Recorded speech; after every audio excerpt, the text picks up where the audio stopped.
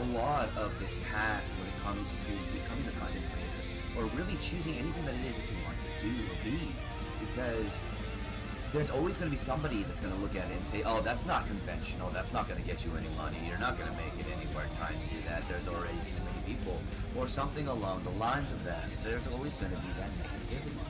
But that negativity should never be a reason for you to stop. Just because someone wasn't able to make it that way doesn't mean that you won't. Look at my tattoo. 5 D. Right. What the? Oh no! God! We're going down! We're going down! A Tanisoff Berry Cube, the ABC, conceptualized in 1934 by John and Vincent Tanisoff. It was actually completed and created in 1942.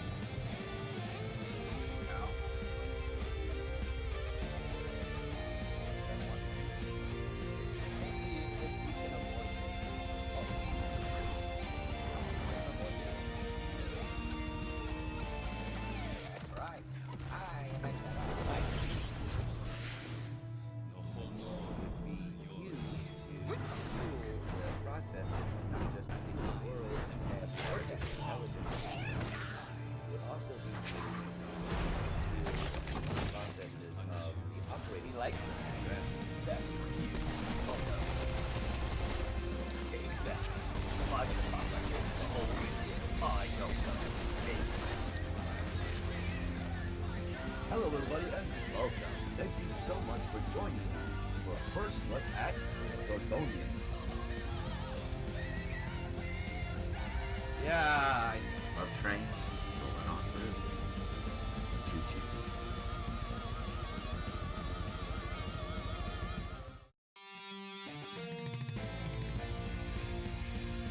Hello everybody and welcome to the circle. Around the circle. Around the circle. Around the circle.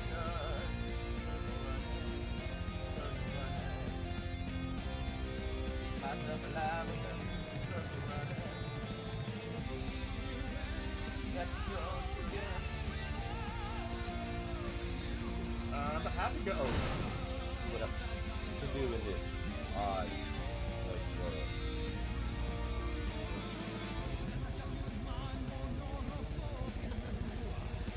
Hello everybody and welcome to another Digimon video. Hello everybody and welcome to another episode of my Just a Dude podcast. The thing that I learned about failure and a lot of this path when it comes to becoming a content creator, or really choosing anything that it is that you want to do or be, because there's always going to be somebody that's going to look at it and say, oh, that's not conventional, that's not going to get you any money, you're not going to make it anywhere trying to do that, there's already too many people, or something along the lines of that. There's always going to be that negativity. But that negativity should never be a reason for you to stop. Just because someone wasn't able to make it that way doesn't mean that you won't. Look at my tattoo. 5 D. Right. 5. What the? Oh no! God! We're going down! We're going down! A Tanisoff Berry Cube, the ABC, conceptualized in 1934 by John and Vincent Tanisoff. It was actually completed and created in 1942.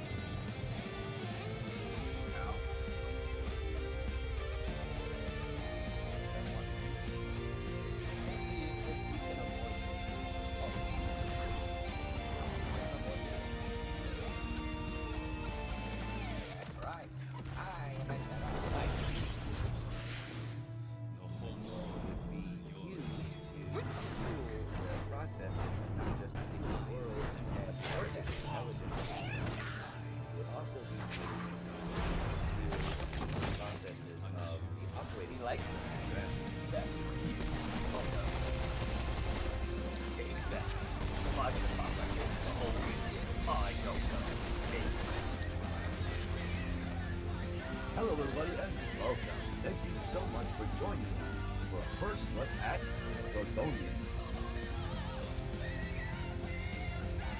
Yeah, I love train rolling on through. Choo choo.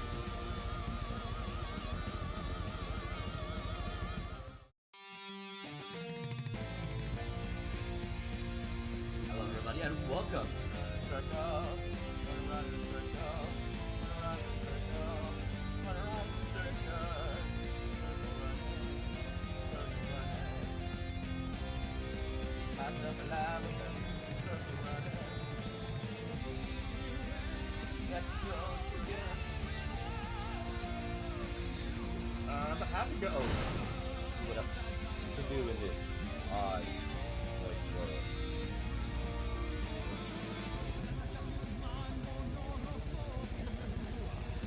Hello everybody and welcome to another Digimon video. Hello, everybody, and welcome to another episode of my Just a Dude podcast. The thing that I learned about failure and a lot of this path when it comes to becoming a content creator, or really choosing anything that it is that you want to do or be, because there's always going to be somebody that's going to look at it and say, oh, that's not conventional, that's not going to get you any money, you're not going to make it anywhere trying to do that, there's already too many people, or something along the lines of that. There's always going to be that negativity. But that negativity should never be a reason for you to stop. Just because someone wasn't able to make it that way doesn't mean that you won't. Look at my test. 15. That's right. We're here. 5. What the? Oh no! God! We're going down! We're going down! A Tanisoft Berry Cube, ABC, conceptualized in 1934 by John and Vincent Tanisoft. It was actually completed and created in 1942.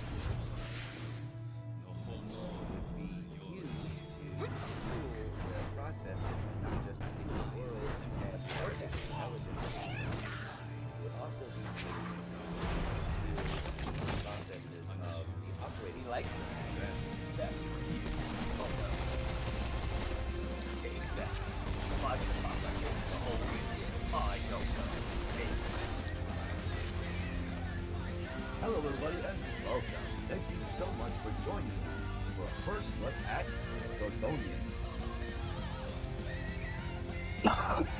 Yeah, I love train rolling on through.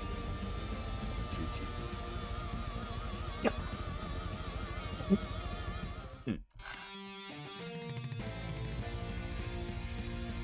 Hello, everybody, and welcome to the circle. Run around the circle.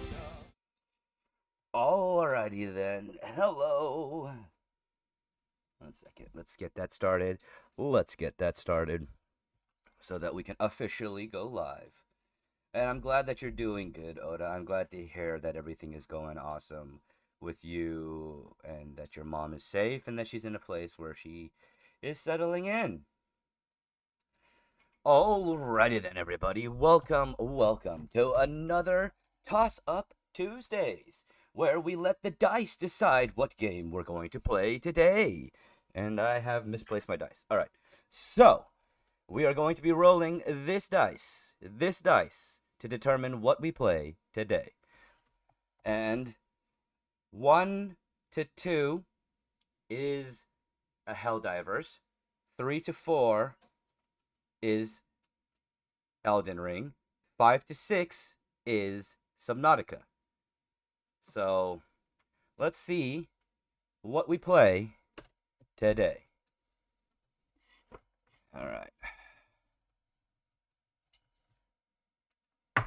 Oh, that doesn't count.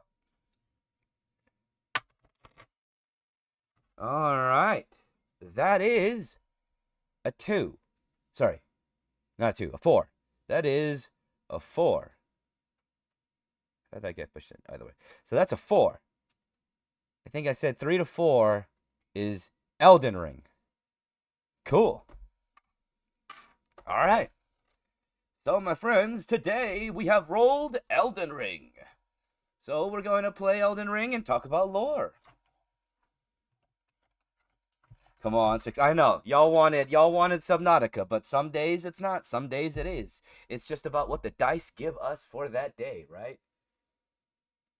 And today the dice have given us Elden Ring.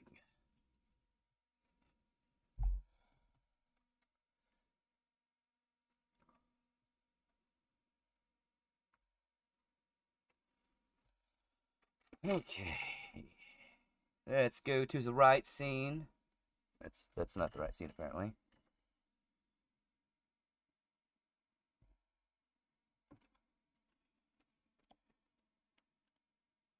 There we go. Something weird's going on with that TikTok live. Give me 1 second while I reset it.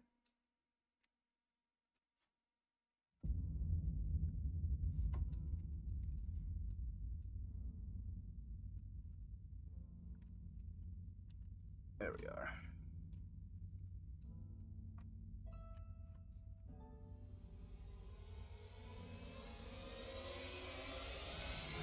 Alright, let's get on into it, shall we? Hey, Scotty, I hope you're doing well. Thank you so much for being here, my friend. I hope everybody is having a wonderful day today, and I appreciate those of you that are joining me for today's Toss Up Tuesdays.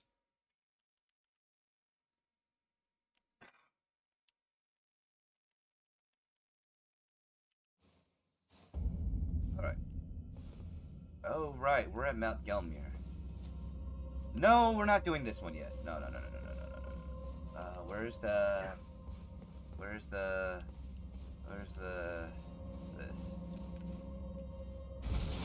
Yeah, I just realized where we are, and yeah, I don't want to do that one yet. I really don't.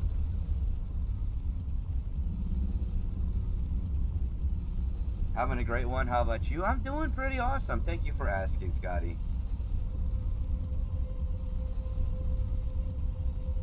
Alright. So yeah, we are getting the hell out of here.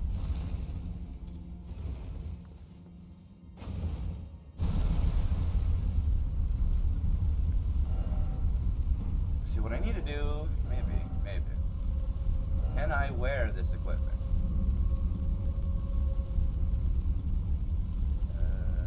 Where is it? There it is.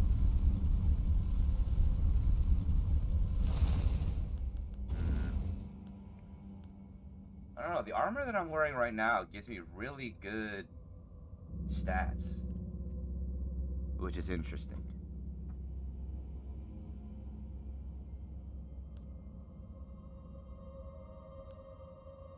I'm surprised at how good the stats are for the Banished Knight armor set. The fuck? Although that is a much better setup. Alright. Huh. Well, I guess until I get Malekith's armor or the... Well, I need to get a better weapon. That's what I need. Maybe I shouldn't be going to Mount Gelmir, but I'm trying to go to Mount Gelmir.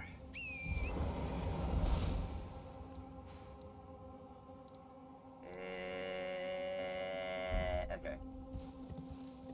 Where do I go? Which way do I go? Hey, thank you so much for that gift. I do appreciate it. Oh god, oh god. Yes. So we have gone pretty far in the game, you know, for the first playthrough that we're doing right now on PC. I think, what is it? I'm at, oh god, why am I stuck here? Yeah, so I've already killed Radahn, I've killed Rennala, and I have killed Godric. I technically can go to Nokron, but I wanted to do Mount Gelmir and the Volcano Manor first, in the hopes of getting my hands on the snake.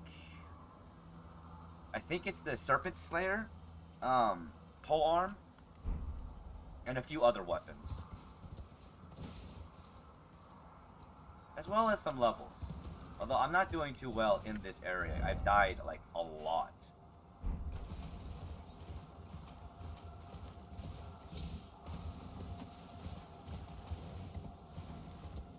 Alright.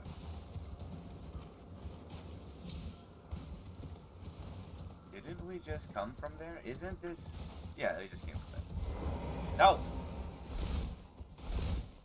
It's not what I wanted to do.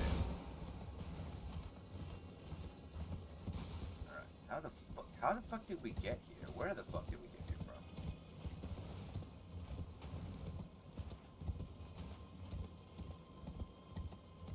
from? Oh, right.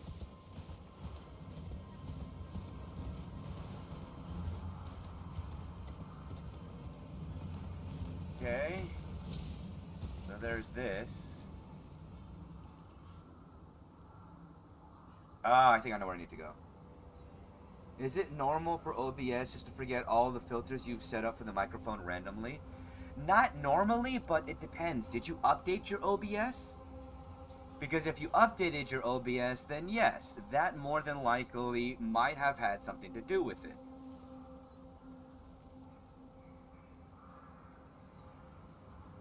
But it depends on that.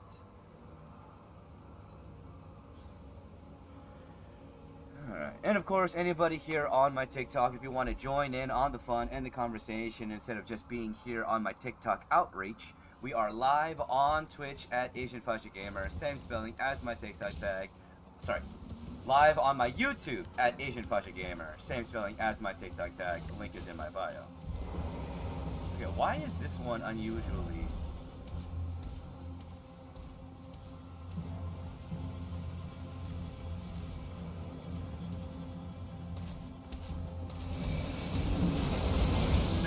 Oh, shit, you are a lot stronger than I expected you to be.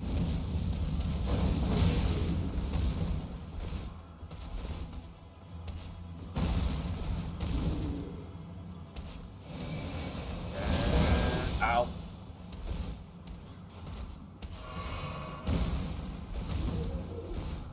Alright, sorry, I just gotta get rid of somebody who's sad.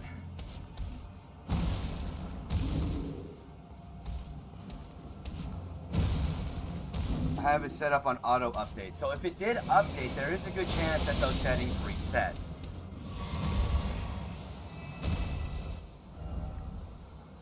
Okay.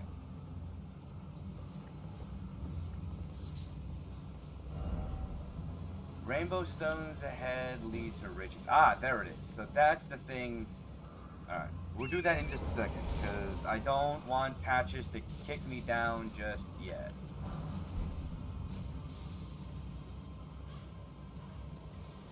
Is this where that one ladder is? That goes up? Yeah, you definitely want to keep an eye on that. Because that annoying ass shit can happen, it does. Oh shit. Especially when OBS updates. Because it, like I said, it'll wipe your settings and I fucking hate that. Alright, so before I let Patches kick me, I want to find Grace somewhere close by.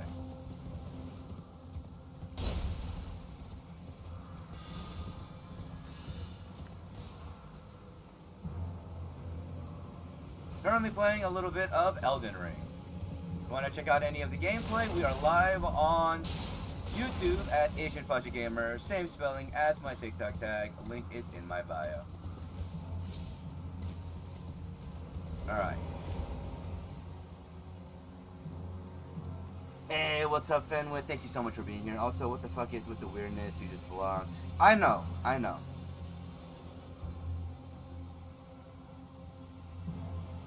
People are weird, you know? And they're weird in all the wrong ways. They want to be masturbating out in public, which is just like, okay, cool. Nobody wants to know about that. Nobody cares about your tiny little dick. But that's how trolls are, right? But that's also why we match energy, treat them like shit, use their use their comments to add to our metrics and then toss them away like the trash that they are. Always, always disrespect your trolls.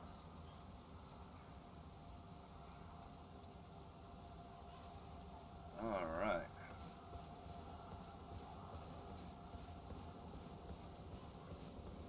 Let's get knocked down by fucking patches. This is gonna be fun. Or do we have to start with one? Hey, what's up?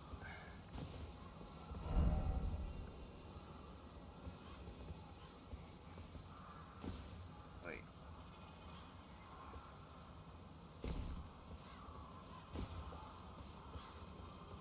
We are live on YouTube if you want to join in on the fun, just playing a little bit of Elden Ring. As today is Toss-Up Tuesdays, and the dice have decided for today, we play a little bit of Elden Ring. If you really are that gullible. Oh look, you made another account. That's sad. I appreciate you adding to my metrics, but I'm gonna toss you away like the trash that you are. Then stay away from the volcano manor.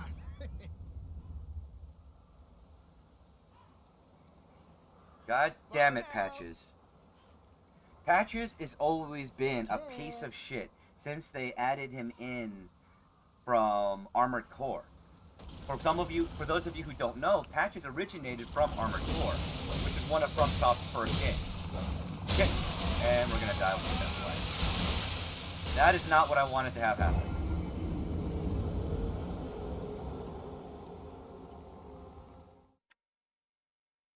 Shit.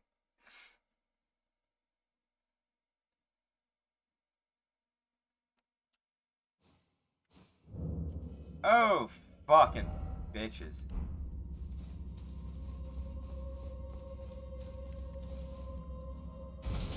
Nope, we're leaving.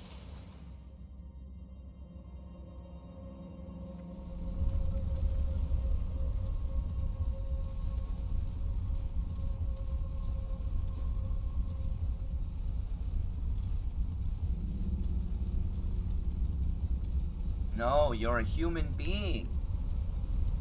You cannot be a appliance that moves air around.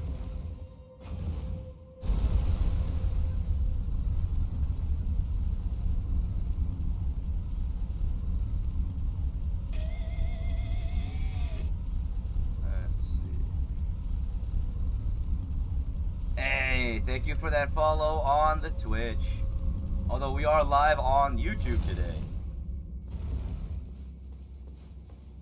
Yeah, and then I'm going to toss you away like the trash you are, like many people do in your life, because that's exactly what you are. Thanks for adding to my metrics, troll. But I'm done using you.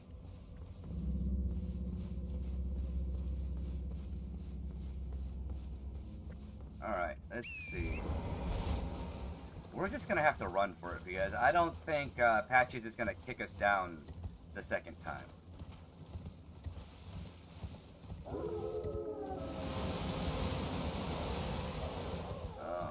Alright. Oh, let's get the fuck out of here.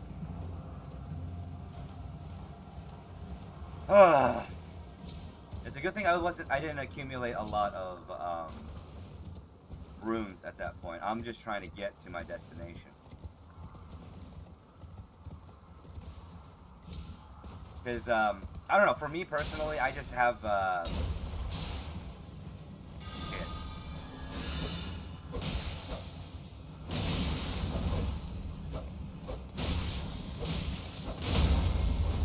Ow. Damn it. Yeah, I fucked up.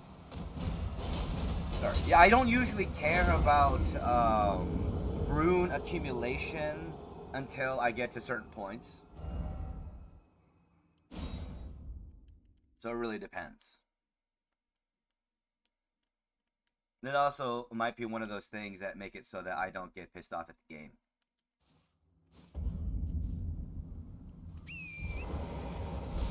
Let's see. In your opinion, is using a GIF to make a stitch, making puppy eyes fair in negotiations?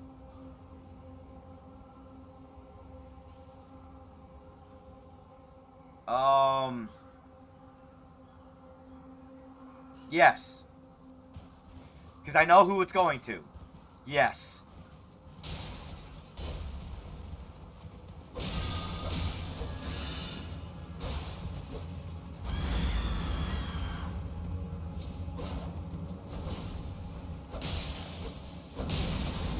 Ow, ow, ow. Oh. Alright, you know what? I think we're just gonna run from this fucker. Unless, of course, I can summon my... Maybe I can summon something. Because that guy is... I just don't think I have the weapons that scale to the proper difficulty of this area, and that might be my problem. I might have to go to Nakrum. Or I might just need to farm some more runes and level up a little bit higher.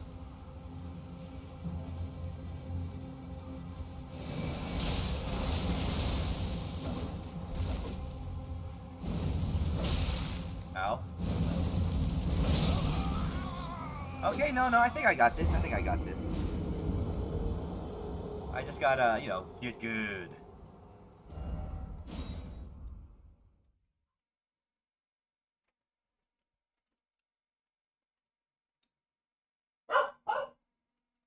Mocha Echo. Hey. It's fine. He's just rolling around. He can hurt you.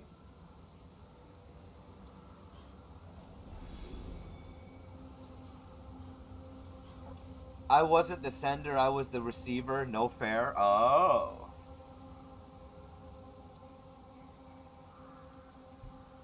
Well, you know what they say, right?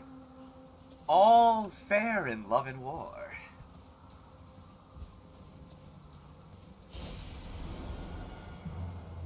Although that's not necessarily a true saying because, you know, we have the Geneva Convention. And, you know, things that you just shouldn't do in war.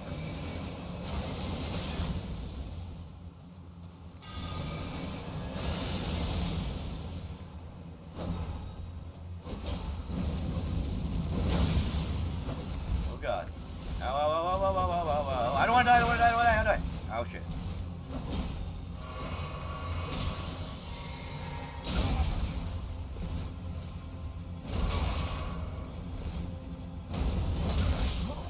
Damn it, I almost killed him too, fucker. I have on the Banished Knight's armor. Same one I always been, Logitech 935. This is my favorite headset and probably the one that I will buy multiple times over and over and over again because it's my favorite headset. And because I like Logitech stuff.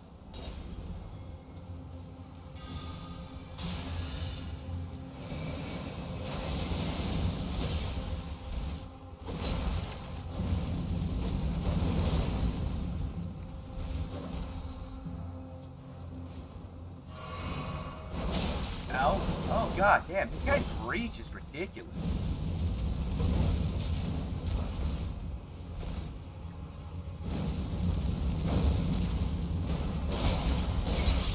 Oh, ball sacks.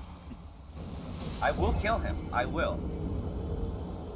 So, just so you know, what these units are that are, you know, just completely and utterly bagging me over and over again are known as the grafted ones. Grafted ones are interesting units as they were units that were punished for their actions. And through their punishment, they were grafted and turned into and conscripted into these horrifying amalgam warriors that guard areas for certain beings, and they are indebted and utterly loyal to the Golden Order, or members of the Golden Order. Like this one right here that we're fighting is loyal to, I believe, is either loyal to the Golden Order that laid siege against Reichard, or they may be someone who is loyal to Reichard themselves.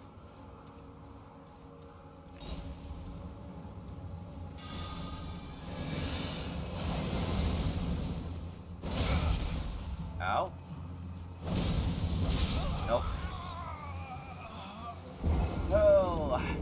was so close that one time, and now I'm just getting way too penisy trying to kill this guy.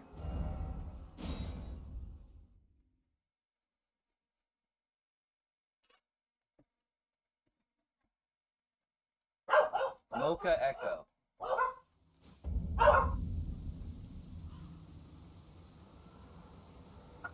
Hey, Remy. I think they want to let you know that brother's been by. I believe that's what they're saying.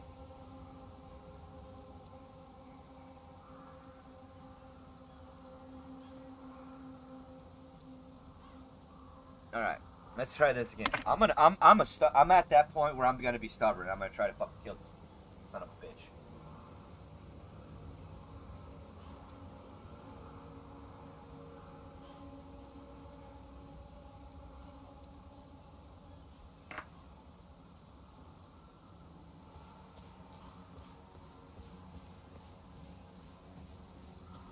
Even though more than likely he does respawn.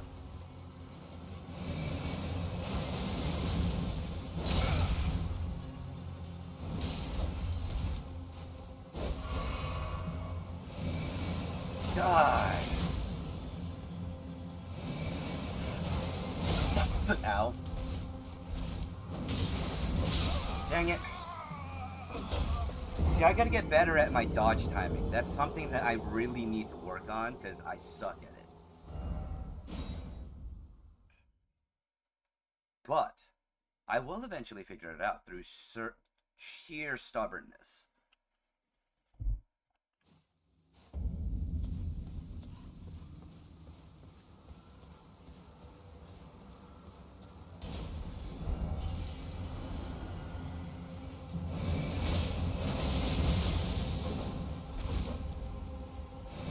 On out.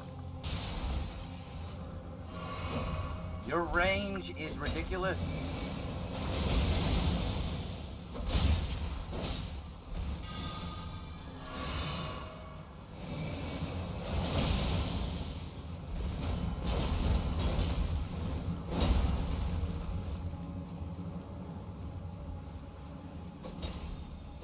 Oh god damn it. I need more room. Stay alive! Heal! Come on, shit.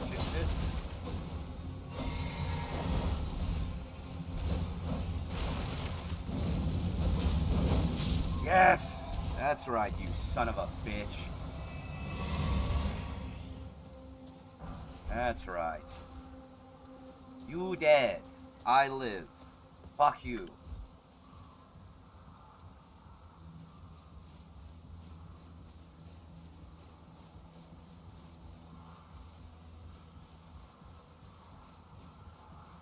Go up this giant ass ladder. I don't know where it's taking us. Oh, probably taking us to the top of the volcano.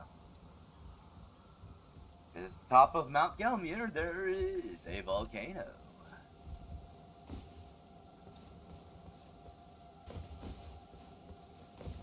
This volcano was home to an ancient serpent.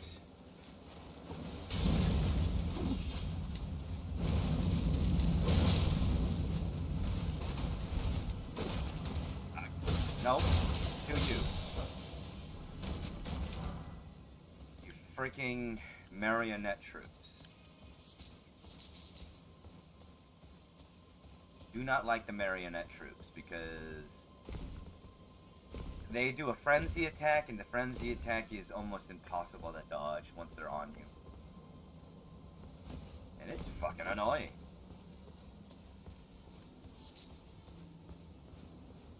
Alright, let's see. What do we have here? Oh shit. There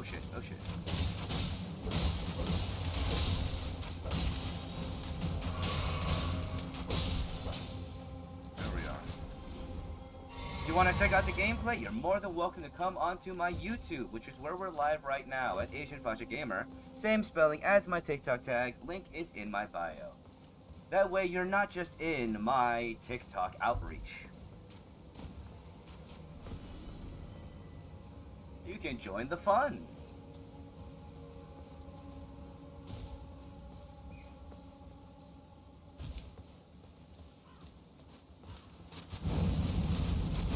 here!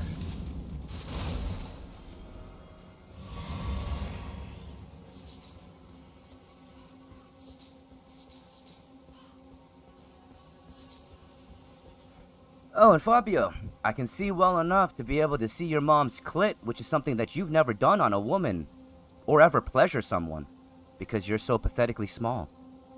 Remember, it's not the world's fault that you suck, it's your fault that you suck, and no one's gonna go to your Discord because you're a sad little bitch.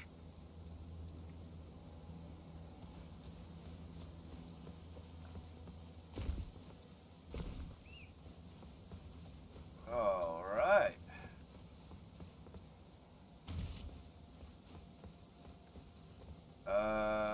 Fuck, wait. Did we just pass a ladder, or did we go up a ladder? We went up a ladder. Alright, never mind.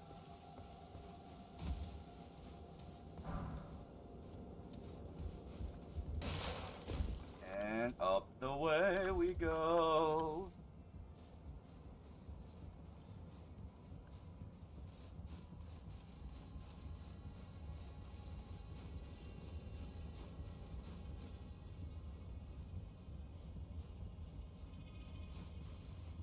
Oh, you bastard.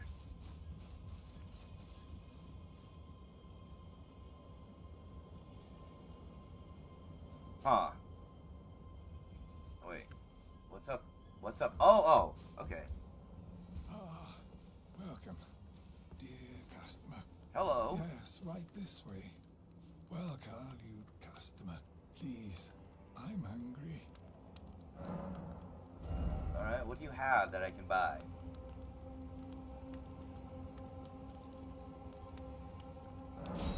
I'll take that. I'm gonna sell some stuff to you. Should I sell it to you? You know what? No, I'm not gonna sell it to you. What I'll do is I will use it to buy it. One of these. And then one of these. Alright. Ah, how nice, Lise. I'll buy that. And I think that's really all I need.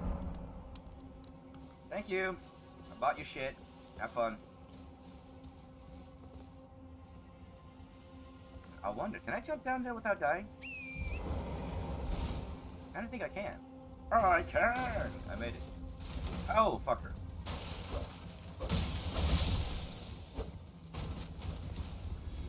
Is there only the one? There's only the one, right? Alright, cool. We're good. Okay.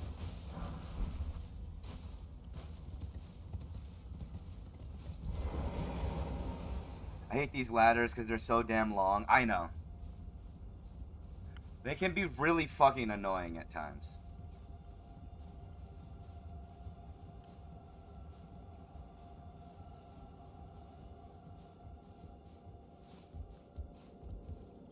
But they're kind of necessary because they take you to places that you need to go.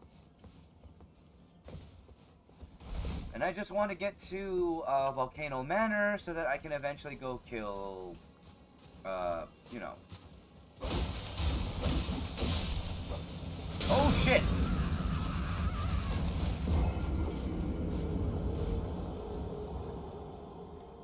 I didn't fucking expect that.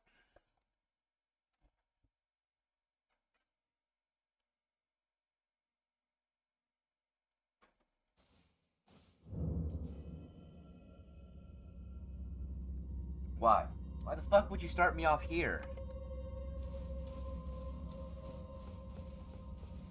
I don't want to do this one yet. I don't have the weaponry for this tomb yet. I need to have at least a +7 or a +8 weapon before I want to even consider doing this area. But I don't... I might have to go to Nokrum. I might have to go to Nokrum and not finish Mount Gelmir and come back here after I finish Nokrum. Because...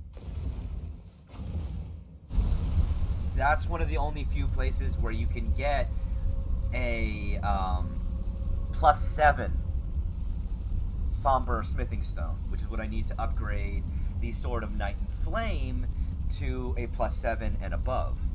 Which, interestingly enough, when it comes to Elden Ring, they actually did that specifically so that when you get to a certain area, you don't have a +9 weapon, because at that point you have one of the most powerful leveled weapons in the game. And at that point, the only way to adjust the stats to that is your stats.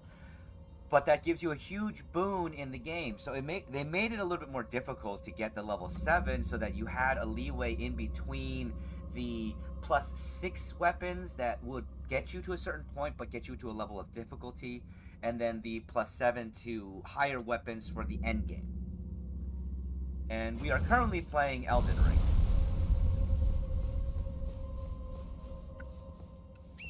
If you want to check out any of the gameplay and be part of the fun and the conversation instead of just being here on my outreach, we are live on YouTube at Asian Fudge Gamer, same spelling as my TikTok tag. Link is in my bio, just to make it easier for you.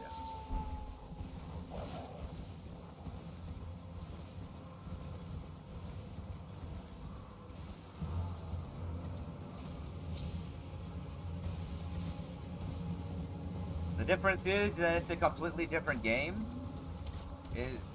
There's no need to compare the two.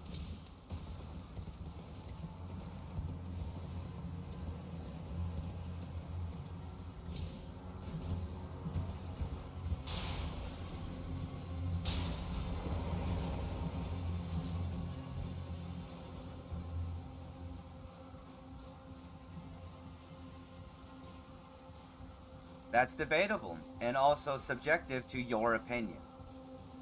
If you like Elder Scrolls and you're enjoying it, what does it matter if I think Elden Ring is better? It's better to me. Doesn't really affect you, though, does it? Remember, gaming is about you and what you enjoy.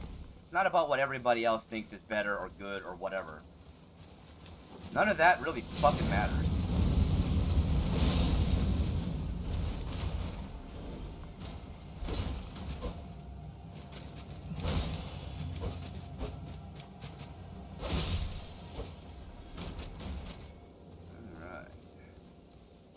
We survive the attack.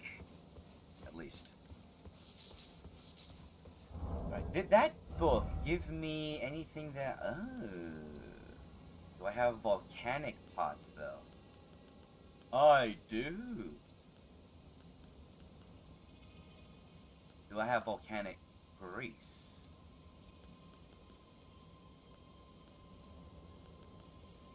No, only fire. Okay, but at least I got these, so those are fun. I'll eventually get enough of the stone or the pots that I need to throw things out.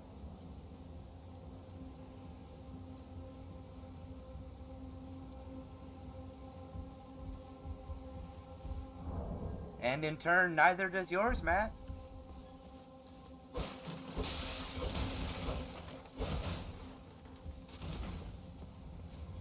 Your opinion doesn't matter worth jack shit either, to anyone else other than you. To think otherwise is egotistical and narcissistic. And kind of sad. Actually, not even kind of.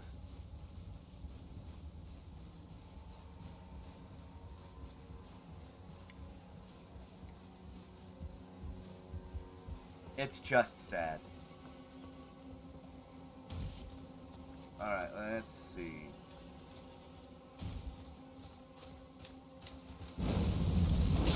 Ah, fuck you.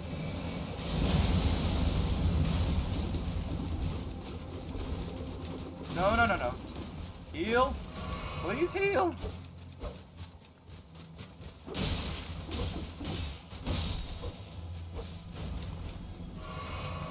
Ow.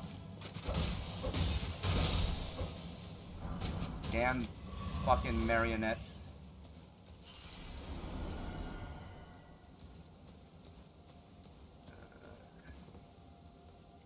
Itches. Alright, Where the hell did the other marionette go? Did he die? I think I might have killed him and I didn't even know. That can happen! Alright.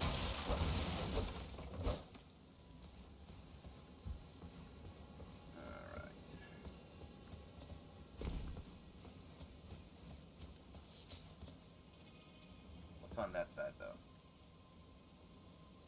There's that going up there. And that one also going... Alright. Let's see which one takes us where. Because I know in one of these, we have to fight a living meteor. Or a baby living meteor? I don't remember.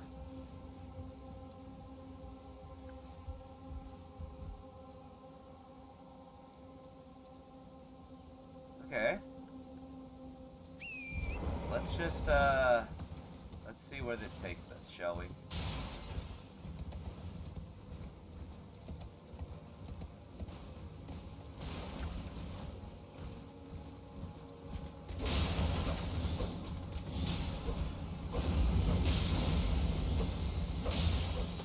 Ooh.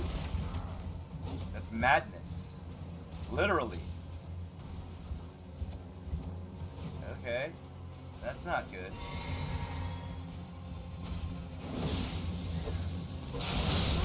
Oh! Ball sacks. Okay. That happened. Huh. I'm reaching the sneaking suspicion that I am not ready for this area yet.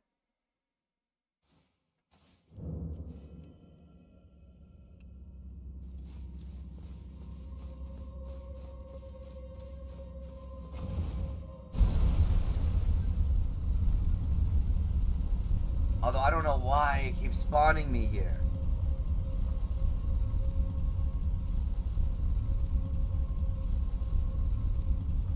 Alright, so I went up the one way. I'm gonna go try going up the other way and see where that takes me.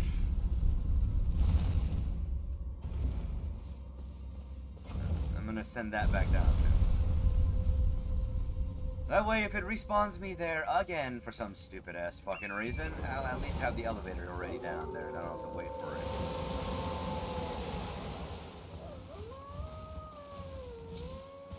Goodbye, wolves. You know what? I also, what's interesting about Elden Ring, what's not at least well explored by a lot of people who talk about Elden Ring lore, is the relationship between beast and man, because that is actually a very important relationship that is constantly showcased in Elden Ring lore between wolves and Empyreans, Radagon, sorry, not Radagon, Radon and his horse, Godfrey and not Horalu, and that he took as his guardian. But yeah, with Godfrey and his lion, it's just a prevalent example there, along with the Beastmen and the Misbegotten, the Cauldron, or the what's it called?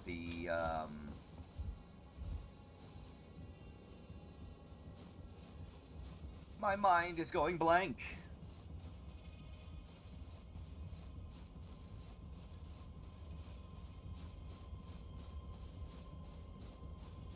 Alright, let's keep going. The Crucible, not the Cauldron, that's what it was. All of these have some form of relation between humanity as well as, you know, beasts in this world.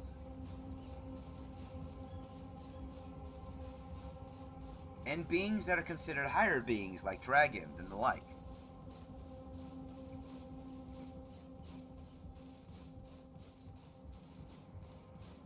Alright, where does this ladder take me? Even though it takes forever to go up this goddamn ladder.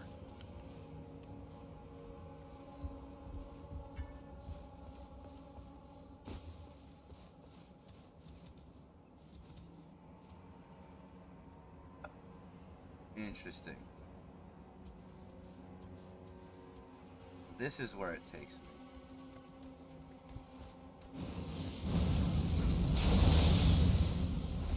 Oof. Did I just cancel out the... Nope, nope, nope, nope, nope. Get the fuck out of here. Get on the horse and get the fuck out of here.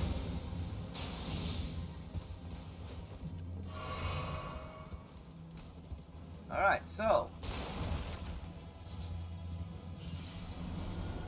yeah, that's a bit much.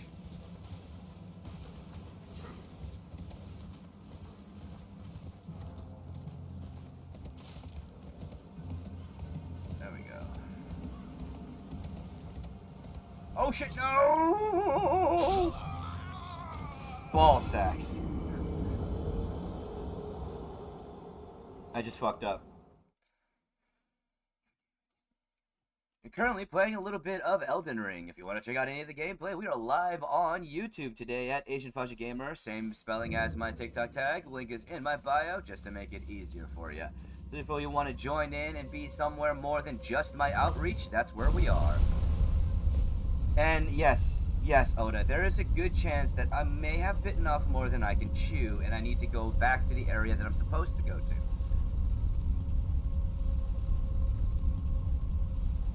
But I want to at least get that one grace that's there. I want to at least get the map and the grace for this area before I leave. That's my main goal.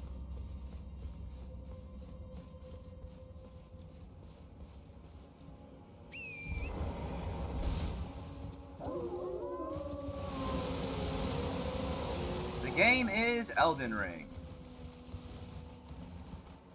If you want to check it out, we're live on YouTube. That's where the game is. And that's where the conversation and fun is. So if you want to be in something more than just my outreach, check out the links in my bio. It'll tell you where to go.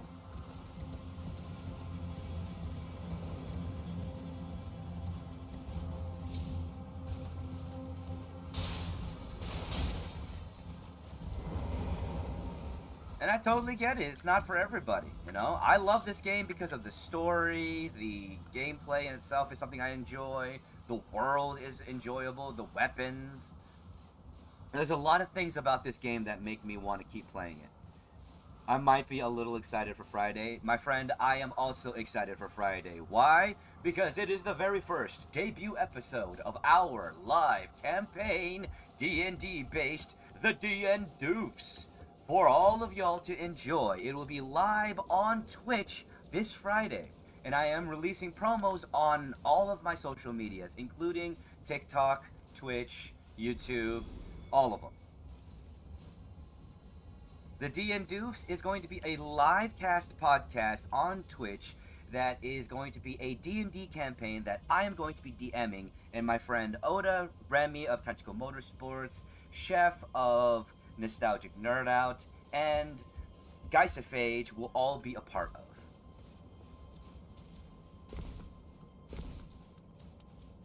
And I did release a little promo talking about, you know, the D&D campaign in little short bits, as well as I released yesterday a showcase of one of our players and characters in the campaign, Orin, a brass dragonborn bard. And what are we currently playing? We're currently playing Elden Ring. And I'll be releasing another character showcase today, after stream.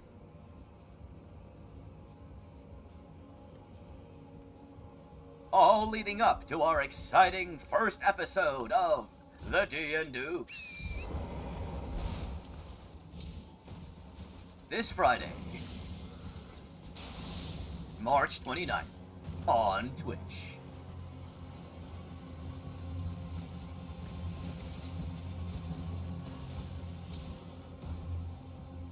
Alright, let's not fall off the bridge this time. Like a dumbass. Well, hello! Welcome to the YouTube stream! I appreciate you being here.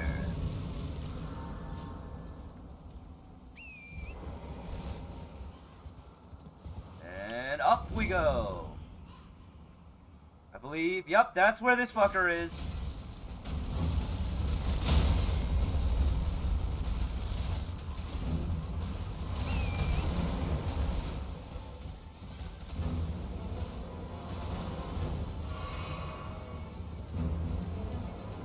Okay,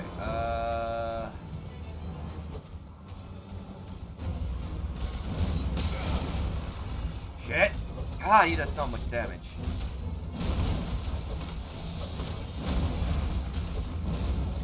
But I think I can take care of this, I think.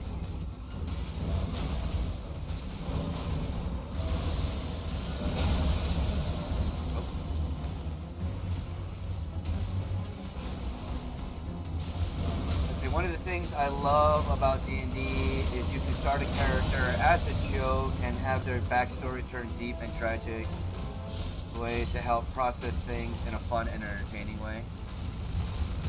Ah, fuck. Alright. So yeah, there's that. And yes, I have played some of the Telltale Walking Dead games.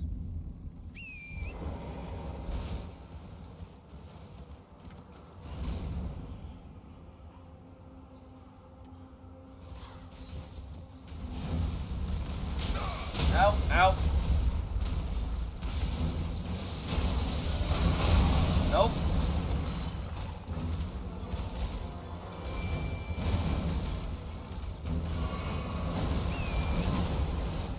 Woo! Yeah, no, straight up total on this thing.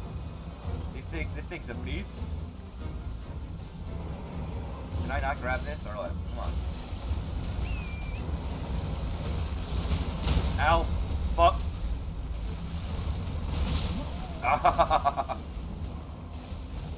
So there's a good chance I won't be able to beat this guy yet.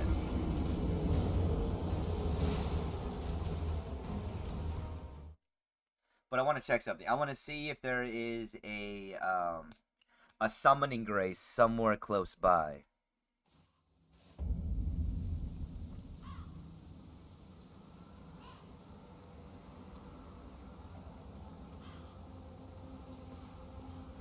I kind of doubt that there is, but no. Oh.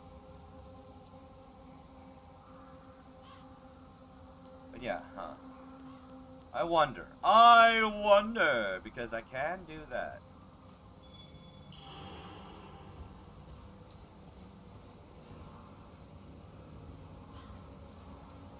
Well, let's get up there and see.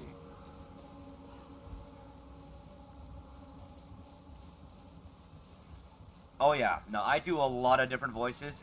It's just something I do for fun, you know. I can do the Russian voice. I can do what kind of do the Southern voice.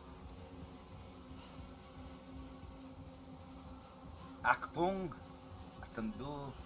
I mean, I can also do French. I don't know. I just have fun doing voices.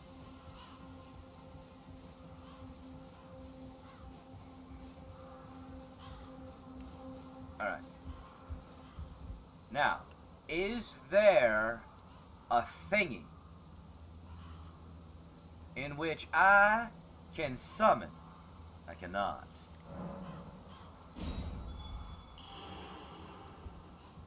Well then, you're gonna have to help me with this shit, buddy.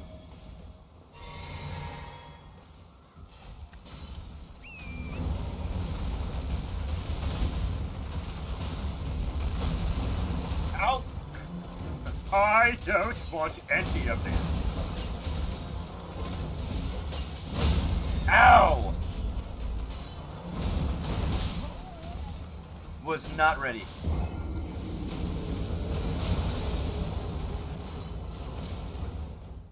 Alright.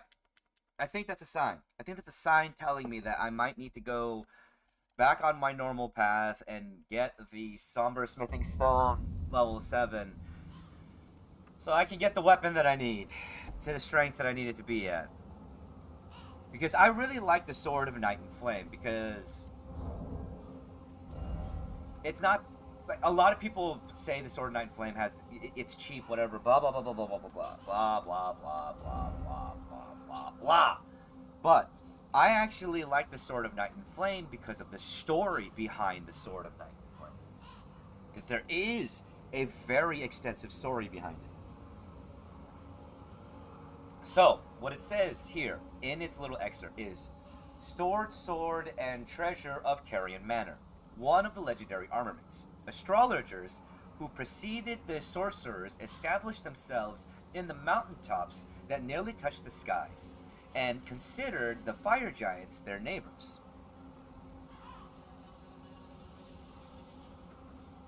Now, the Sword of Night and Flame entails three different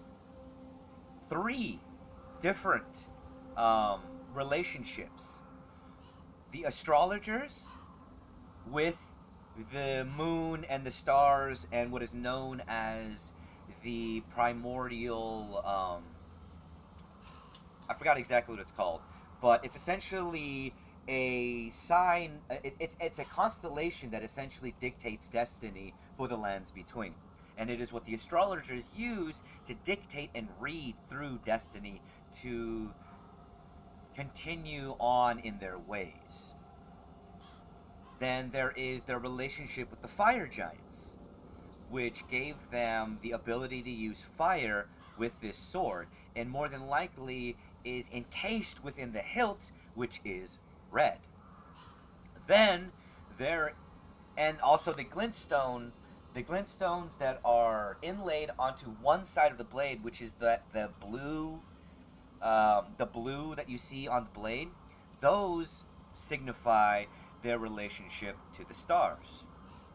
The blade itself, more than likely represents their relationship not just to the giants and smithing, but to the dragons, to the ice dragons that lived within the mountains as well, alongside the fire giants. And also may explain why glintstone magicians had a relationship with dragons, such as Ronnie having Smogorog,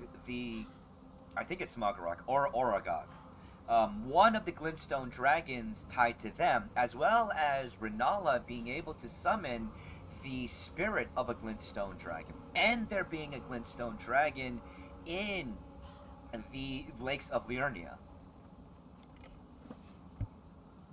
All of that can be explained by this one sword and this one relic alone.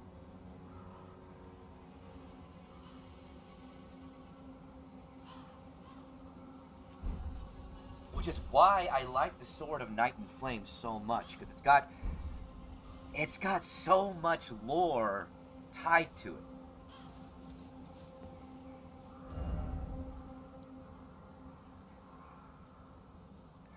Back.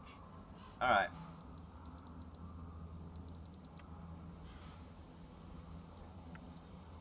We're going to Nokron, everyone.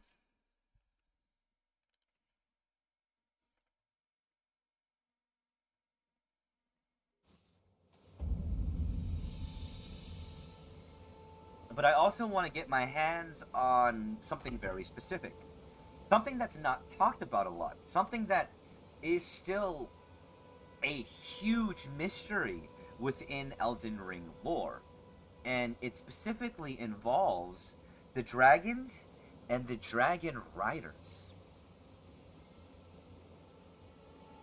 Because other than an NPC that was taken out of the game, that was part of cut content, we only have one window into the culture of the dragon riders, who were humans that were honored by dragons so much that they were allowed to ride with them, and may have been the humans that resided in Farum Azula during the prehistoric times, when the beastmen, the dragons, and the humans all lived together in a kingdom that was based underneath the Elden Ring of the Crucible, rather than the Elden Ring of the Erd Tree, which was the Elden Ring that preceded the Erd Tree itself.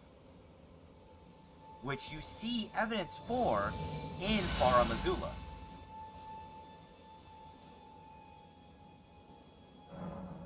Which the lore and the age of the dragons is one of my favorite parts of the Elden Ring lore. One, because I love dragons, and two, because it's one of the most mysterious parts of the lore. But it also has to deal with the ingrained past of the Elden Ring lore. I do apologize, y'all, here on TikTok. I have to reset the TikTok stream because it's frozen for me. One moment.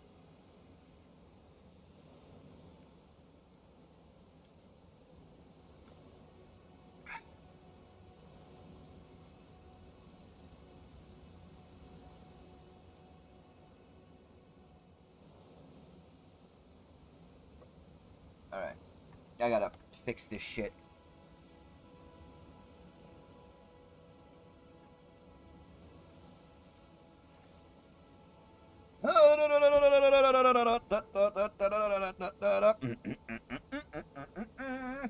Okay.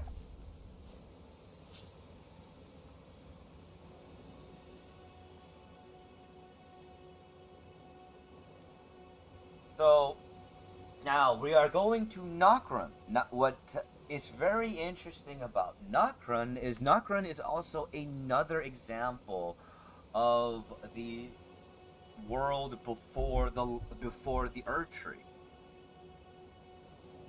and has to deal with. One second, I'm gonna look this one up because I keep forgetting the name of this particular individual.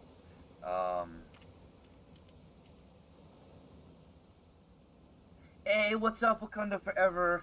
I hope you are having a wonderful day, my friend. We are live on YouTube, so if you do want to join in on the conversation and be part of the fun, check out the gameplay. We're there. I do apologize. Here on TikTok is a very restrictive because I mostly just use it for outreach, and I have a lot of comment filters due to the trolls that are here. But I hope you're having a wonderful day, my friend.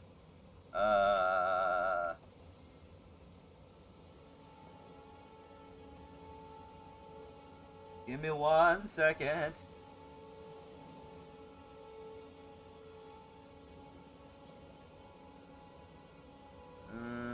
Where is it? Where is it? Where is it?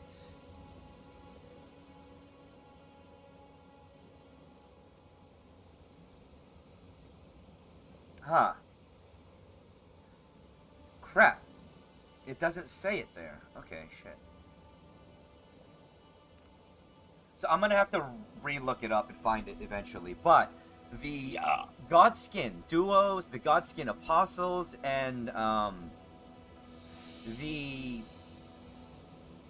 Black Flame incantations, as well as the weapons that they use, all actually came from an Empyrean that was either a rival to or existed before America, and was indebted to or ingrained within the Rune of Destined Death, which more than likely leads me to believe that the Rune of Destined Death had some ties to an outer god of death, which may or may not be the explanation to where all the Deathbirds came from, where Ghost Flame came from, and where the Rune of Destined Death itself originated from.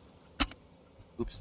Which also leads me to believe that the original, the primordial Elden Ring, the one that existed before the Erd Tree, was a creation and an amalgamation of a multitude of outer gods that worked together to create peace within the lands between, before the Greater Will decided to start shit.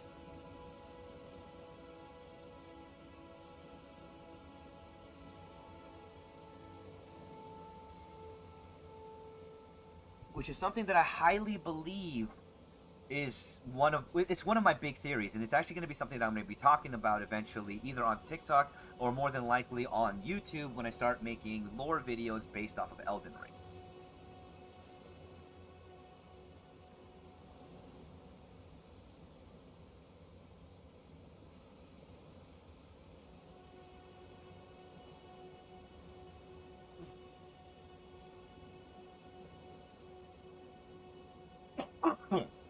Which is a plan for the future.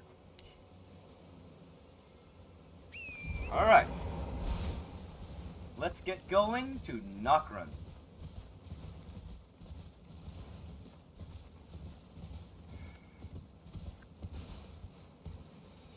Alright, so to get down there is just a little bit finicky. But we should be able to get down there. What's up, Minimoto TV? Evening. How are you, my friend? Thank you so much for being here on my YouTube stream. I do appreciate you, and I hope you're having a wonderful day.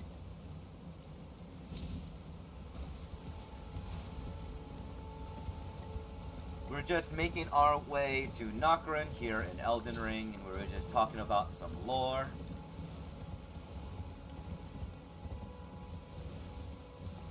So, anyways, the reason I was bringing that up is because I believe that Nokrin actually has ties not only to the god of destined death, the outer god that may be tied to destined death, but also to the Empyrean that is responsible for the Godskin apostles and the Godskin duo and the Black Flame incantations. For I believe that they were the ones that were responsible to bringing destined death to the gods that were created during certain periods that were necessary. And it was because that these gods needed to die that this Empyrean existed. And that the Godskin apostles were created.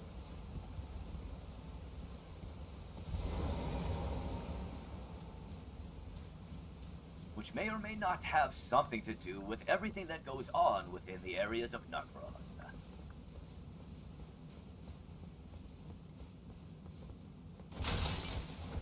Where is my weapon? Did I unequip it? I unequipped it, didn't I? Ooh, wait, does the Godscrin... Yes, the Gloam-Eyed Queen. That's the Imperium that I was trying to talk about. So the Gloam-Eyed Queen is the Imperium that may or may not have been the rival for America, or potentially the Imperium that existed before America, and was replaced when the Greater Will won the war and placed the Erd Tree over the great tree that held the Crucible.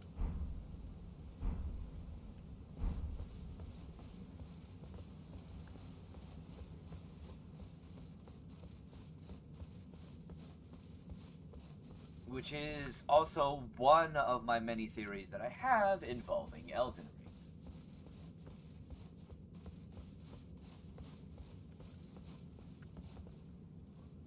It's over there.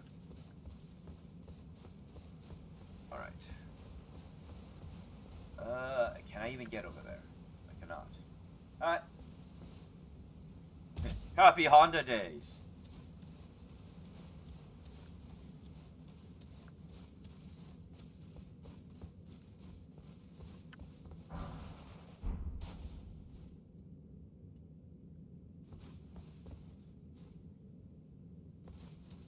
No, that won't take me to where I want to go.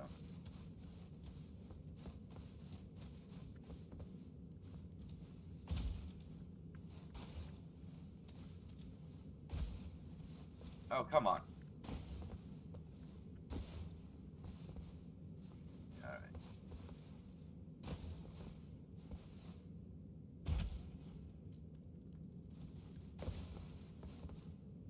There's something down here with me, I think. I hear it scuttering about.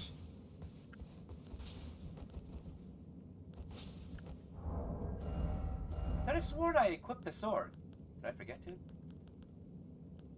Ooh, the Sword of Trina. So, let's see, man. The shift change is kicking my butt. I'm so tired. I'm sorry, Minimoto. I'm sorry. I know having to adjust for that kind of stuff is very jarring. I get it. But just give yourself at least, you know, a month to 2 weeks to get used to it. Because it takes your body about that long to fully adjust to those kind of changes in your schedule. Hopefully it'll get a little bit easier as time goes on. No!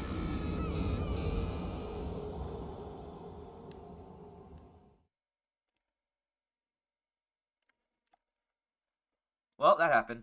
It's not what I wanted to have happen, but that happened.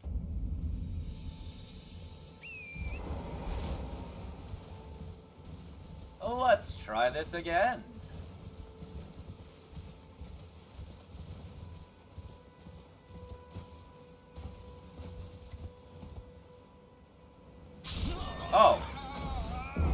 That was too far down, apparently. Unfortunately, I'm on a schedule where I spent 2 weeks on afternoons and 4 on days. Hey, thank you so much for those roses. I do appreciate it. And of course, if you do want to join in on the fun instead of being here on my outreach, we are live on live on YouTube at Asian Fudge Gamer. Same spelling as my TikTok tag. Link is in my bio. Hey, what's up, Twiggy? Welcome to the YouTube stream. I hope you're doing well. If you want to know how those work, well...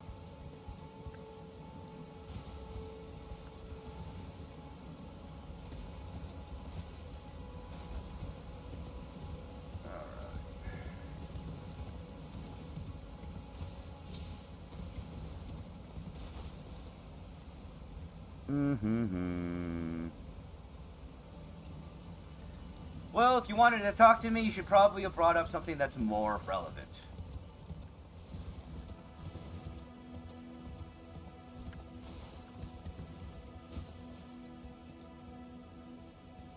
Saying as, you know, I don't know who the fuck you are.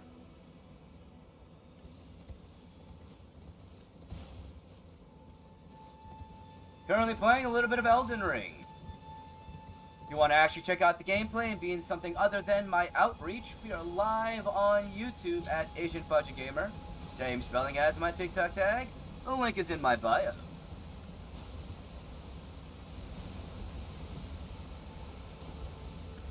It's been a long day, I'll say that much. How are you, my friend? I am doing good, Twiggy. I am doing good.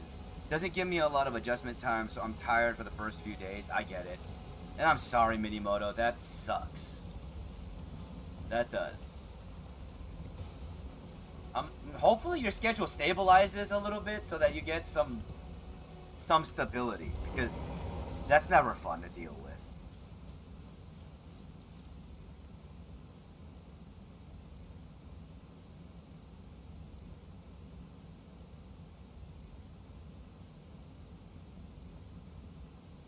Boink.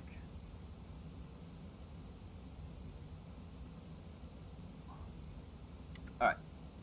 That was weird, but okay, I think. Alright, let's do this again. Hopefully we don't die. We're probably going to die!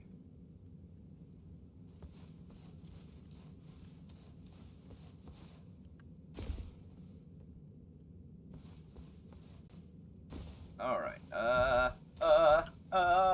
what's this? It's a mushroom. It's a melted mushroom.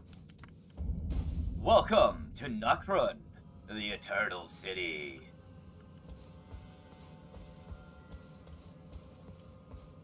Does it sound creepy? Because it is fucking creepy.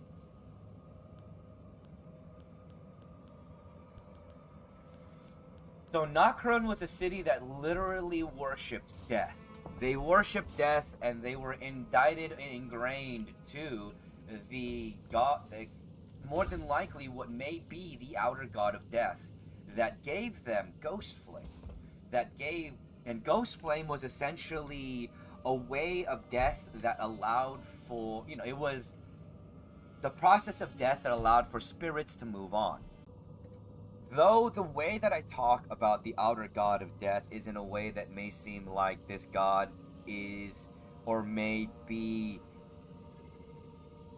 not malicious, or may be benevolent, there is nothing, and I mean nothing, that dictates that the god of death, the outer god of death that may or may not exist within Elden Ring, was in any way benevolent.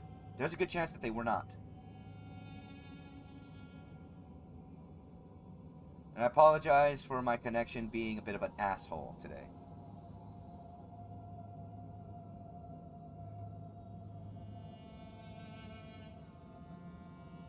My ISP likes to fuck with me sometimes.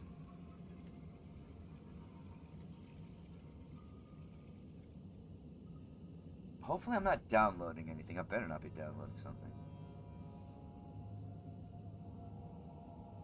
Well, let's do that. Hopefully that'll help.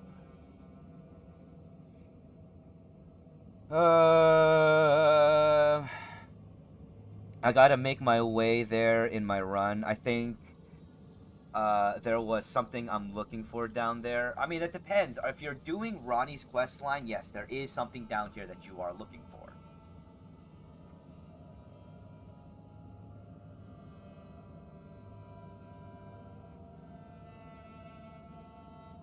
What's up with that? 1 second.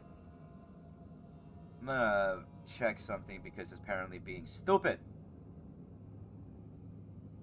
Oh, look. I do need to switch it up with my TikTok stream because my TikTok stream is the one that's being an asshole right now.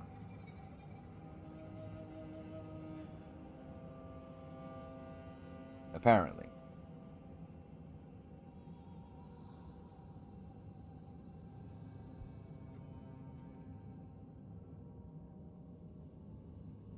I would explain it, actually.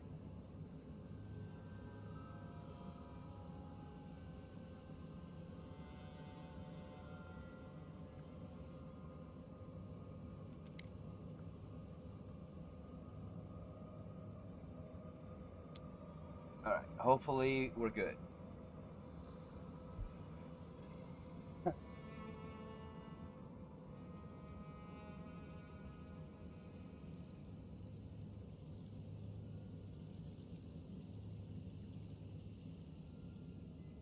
Nope. Fuck you, YouTube, and your weird connection problems.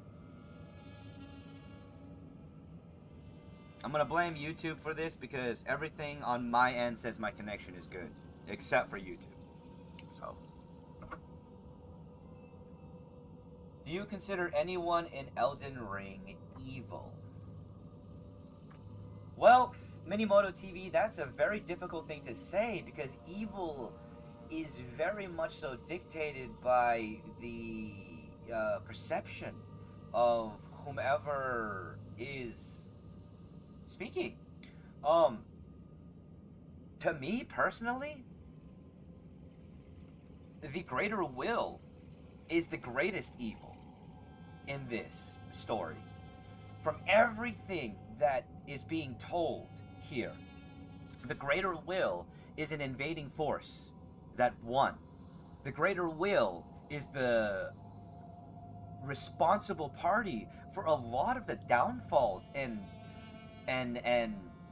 well, horrible treatment that we see in certain aspects of life in the world of land, in the lands between, such as how beastmen and the misbegotten are treated, and omens.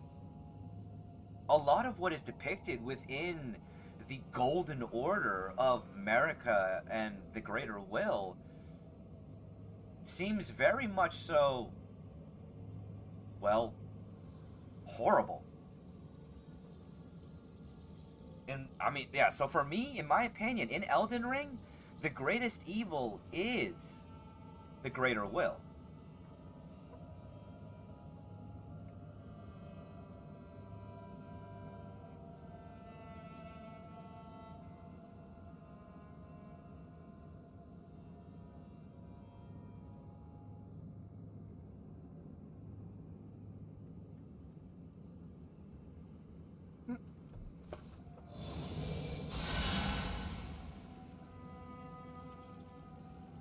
But that's just me personally. I'm not saying that I'm right. I'm not saying that there's anything that canonically depicts that as true. But to me, everything, the item descriptions, the story, and everything that you do in Elden Ring leads me to believe that the greater will is the greater evil.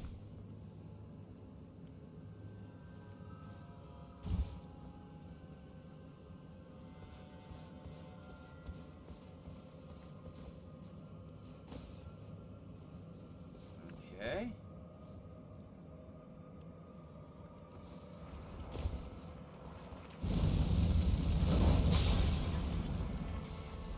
Ow!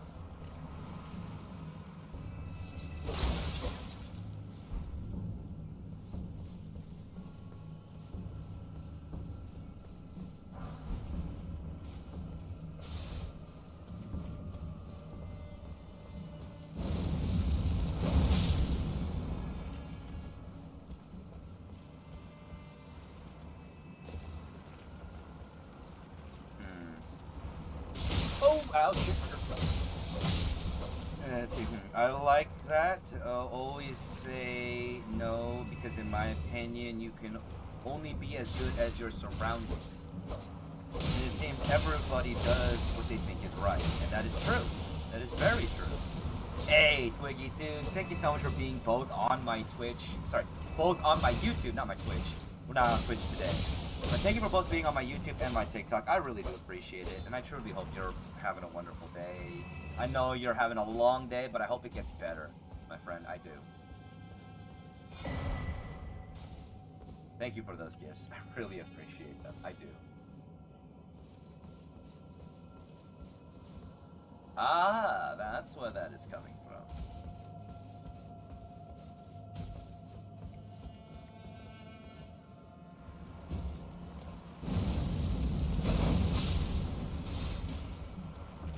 And I agree with you what you're saying there, Minimoto TV. You know, good comes from perception. It does. So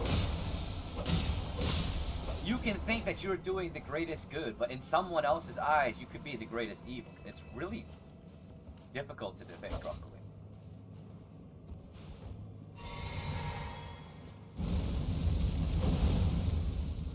Okay, so there's nothing there.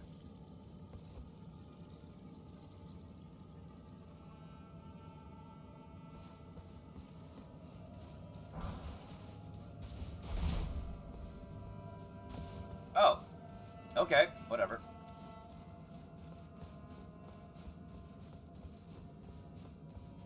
I like conversations like that. It makes everyone think, and it's interesting to hear everybody's thoughts. It is, because, and that's one of the, well, like, more beautiful things about, oh, my face itches. That's one of the more beautiful things about this game, about Elden Ring and its story, is that I love how From Software tells stories in this way, where they leave things open-ended, and they leave it to the interpretation of the player, because then there are so many conversations that can be had.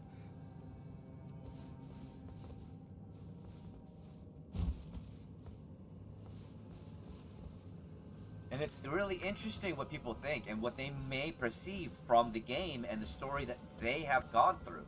Because there's also things that not everybody experienced the game in the same way. Not everybody found the same things at the same time or the like. So that's all stuff that plays into a player's perception and how they believe the game is, was, and could be.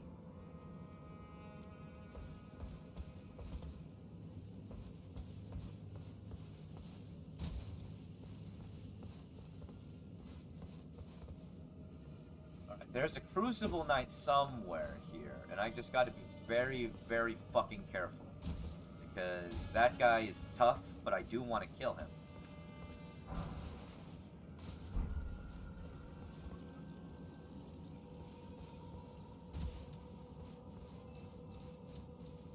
Now, the Crucible Knights being scattered throughout so many different areas in the Lands Between in this story is also one of the other things that leads me to believe that Godfrey, Horaloo, and his loyal Crucible Knights that were part of his kingdom before he was chosen as Godfrey and Marika's consort to be the first Elden Lord,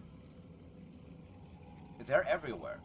Which leads me to believe that he, Horaloo, had something to do with the Crucible, had something to do with the era before the Erdtree and the Greater Will. And that it was Godfrey agreeing to marrying Marika, to being Marika's consort, that led to the overall downfall of the Crucible and the ways of that thought process, which led to omens becoming curses, which led to the misbegotten and the beastmen becoming nothing more than slaves and wretches.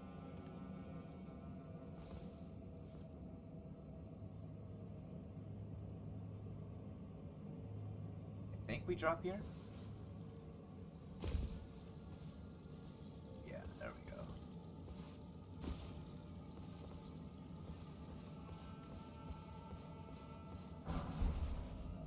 Don't know who the hell that is, and seeing as I don't talk about legal shit, not the person to ask. I'm not here for drama bullshit.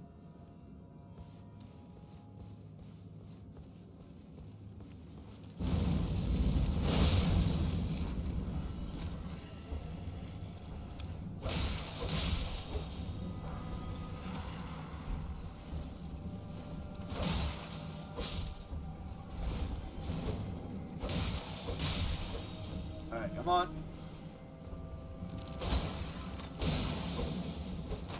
Ow. There we go. I can never figure out what the safe drop distance is. And yes, that is one thing that does happen and is fucking annoying. If you ever find yourself having that issue, you can always equip onto your talismans. It doesn't help that much, but it does help a little bit. This one, the long-tail cat talisman, which grants you immunity from fall damage, but does not prevent death from high falls. It does help a lot. Thank you so much for that gift. I do appreciate it. And where am I from? I'm from planet Earth.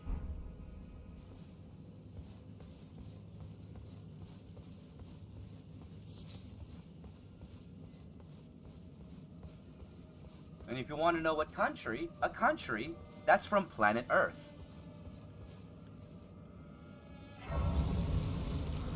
And if you want to know what ethnicity, an ethnicity that comes from planet Earth.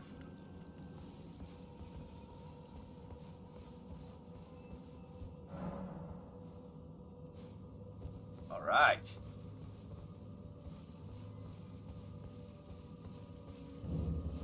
All right, this is going to be fun, right? Not really. This Nocron is full of dangers. So, another thing that you find out as you come here is that those wretches that you see carrying ghost flame and are all decrepit, looking like zombies, they... Exactly, Minimoto TV.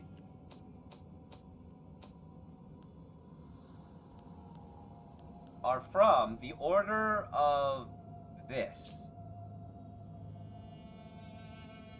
So the inverted hawk is an emblem of a company of slaves ordered to explore the Eternal City. That's what those guys are. That's what these fuckers are out here that look like, you know, zombified, undead bastards. They're the ones that were sent here. Don't have one.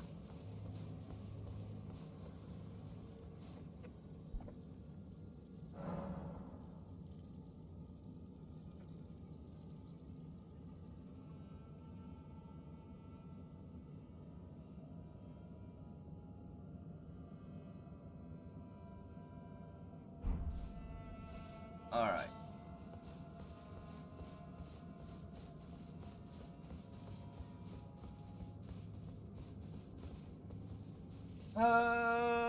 Let's see. Let's explore. Now, you're gonna find, when you come to this area, you also find a lot, and I mean a lot, of relics and items involving Mikola and Saint Trina, which also leads me to believe that the outer god that was attempting to conscribe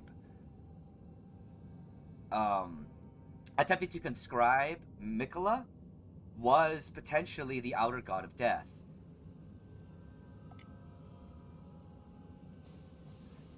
Because of the way that Saint Trina essentially works within dreams and the like.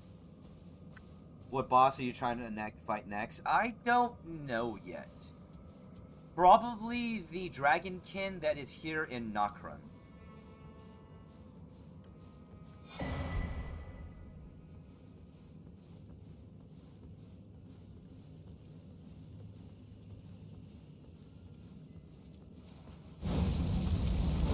I've always felt bad for the zombie guys. Their life seems so miserable. Oh shit. So there's something very interesting when it comes to the undead in the worlds of the Land Between.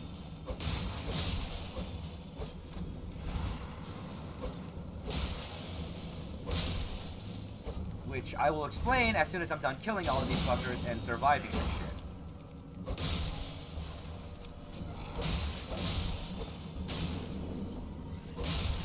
There we are. Have you killed the big sleeping dragon yet? Yes, I did, and I wasn't gonna do the whole thing, you know, that one trick that you can do. Also, just because I fucked up and I wasn't able to do it right. So maybe next playthrough I'll do it. But I did already kill that dragon, and I used those runes to level up. Yeah, so when it comes to the undead within the lands between, they're actually a new phenomenon that occurred. And the reason why the undead occur is actually because... Excuse me. The reason why the undead occur within the lands between is actually because of Ranni's actions.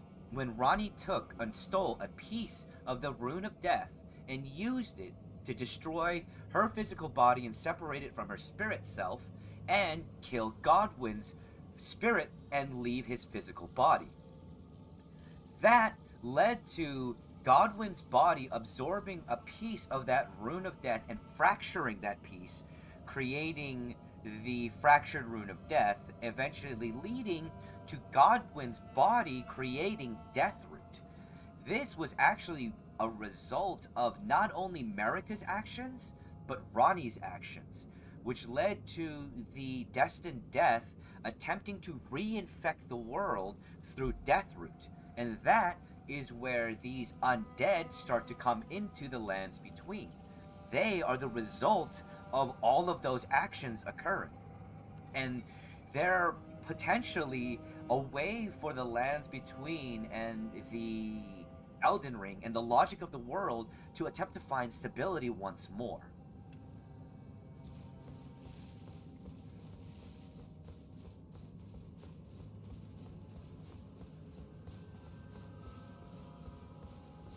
And they are technically alive. They have a soul, they have personality, and they actually can talk. It's just the fact of the matter is that they are considered an abomination because they are life within death. They are the dead that yet live.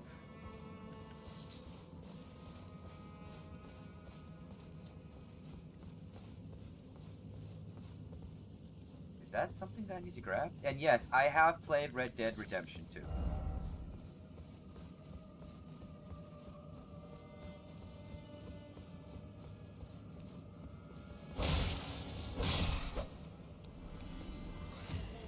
And the sad truth of it is these particular, the Order of the Inverted Hawk, these particular soldiers who may or may not have been soldiers that were loyal to the Stormlords before the Golden Order, whom were subjugated and enslaved after the rise of the Golden Order. Now, they were sent here to explore Nokron and the Eternal City, but you will also notice that they wield Ghost Flame. And the only reason why they wield Ghost Flame is because within Nokron is a cold city. It is almost frozen in its coldness because of the dead.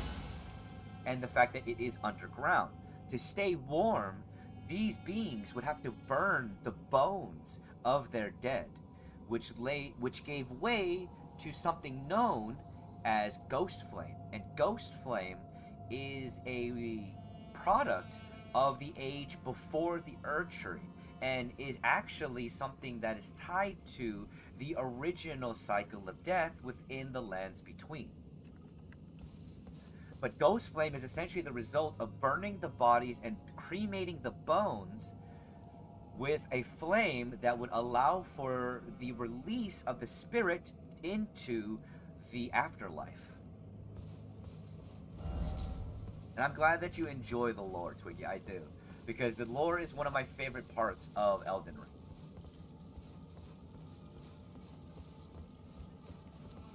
But that's also one of the sad truths about the Inverted Hawk soldiers here. Is that they've been here for so long that they ran out of supplies. And they became undead. But they were still cold. And to alleviate this cold, they would have to burn the bodies of their companions and the bones and create ghost flame to stay warm. Even though ghost flame is a cold fire.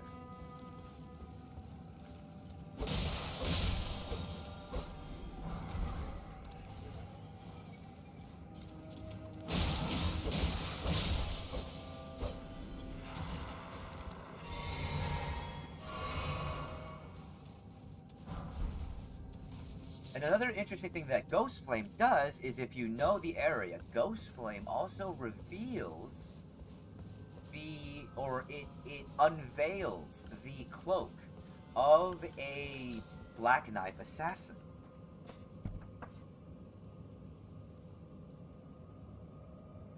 The Black Knife assassins have the capability of shrouding themselves and being completely invisible, except when exposed to Ghost Flame. And the Black Knife assassins are not only tied to Ronnie's actions and the Rune of Death that was stolen, also they are tied to Marika as they are Newman women. And Marika is also a Newman. And the Black Knife assassins have some tie to, Nokron, the Eternal City.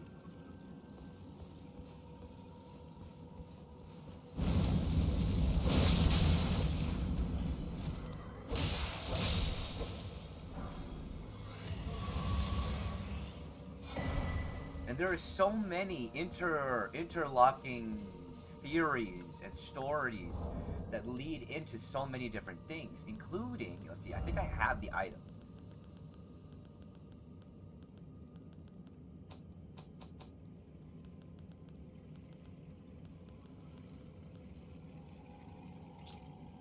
Okay, so this is the Black Knife imprint, and yes, we're talking about Elden Ring. On the night of the Black Knives, someone stole a fragment of death from Malekith, the Black Blade, and imbued its power to the assassin's daggers. This marks evidence of the ritual and hides the truth of the conspiracy. And then there is also, if I have it, I think I have it. I don't have it yet.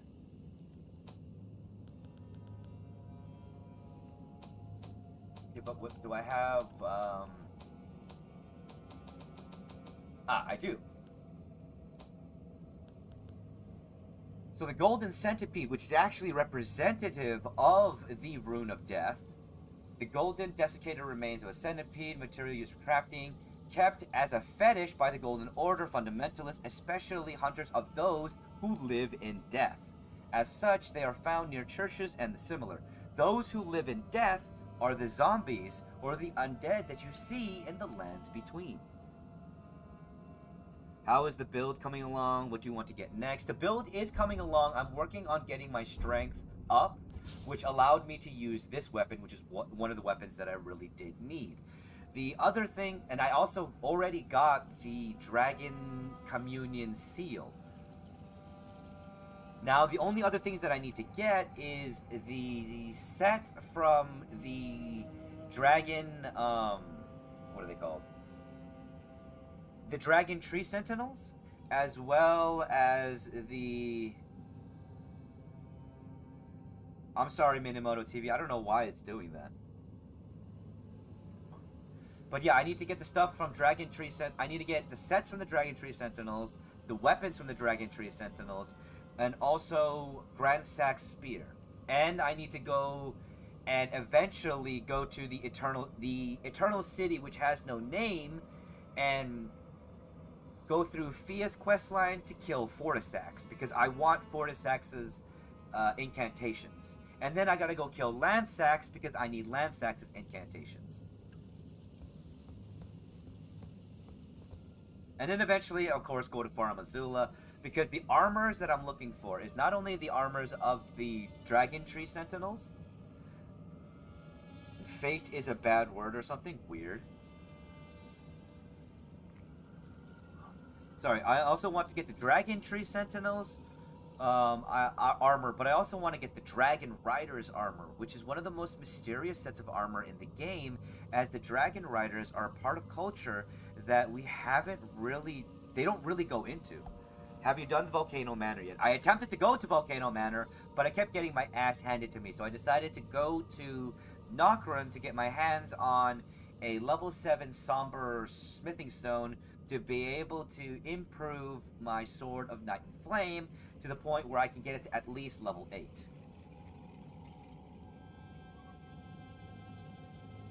And no, I did not move yet. We're still working on that.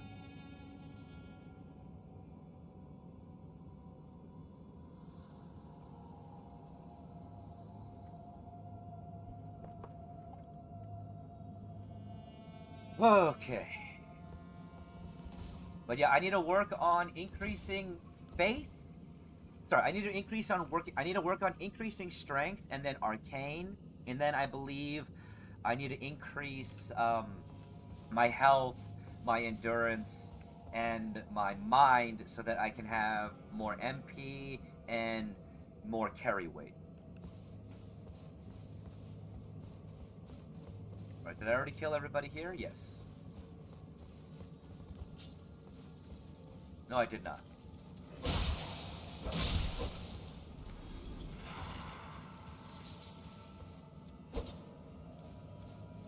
I thought I heard a rar. Brave Glovewort, I need that.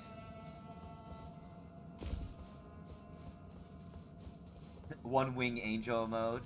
I mean, I guess kind of, but it's also really fat and thick and gnarly, giggity. There is a sword, though, that does look like Sephiroth's sword in this game.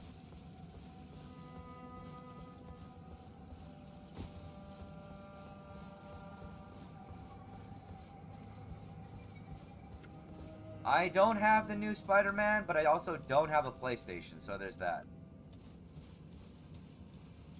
I need to try the first Spider-Man game before I even try the new Spider-Man game anyways. And the Miles Morales part, too.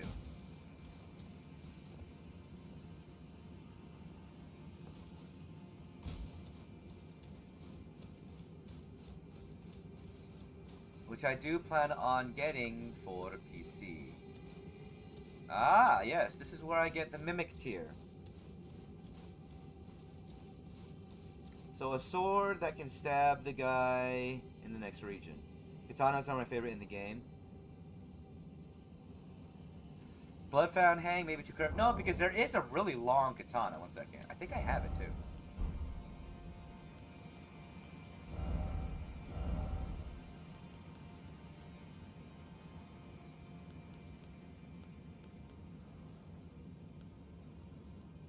Is it this one? Yeah, it's this one. Nope, that's not this one. Oh, fucker! 1 second. I gotta deal with this son of a bitch.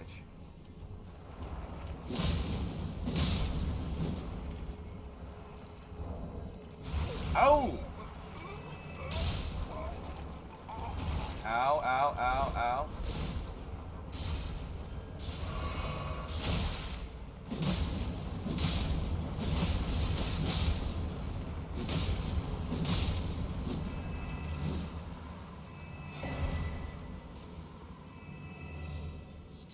Cool. We survived. I mean, out of all the weapons that I do have, I think the closest right now, not the Moonveil, would probably be the Dismounter.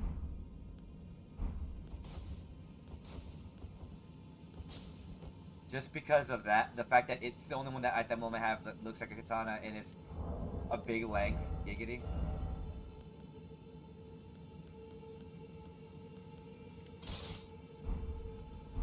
Rimuru Pincushion, kind of. The silver tiers are really interesting because they're essentially homunculi. They are the... Oh shit. Damn it. They're essentially the predecessor to the Albanurics, which are another race that lives within the lands between that were created.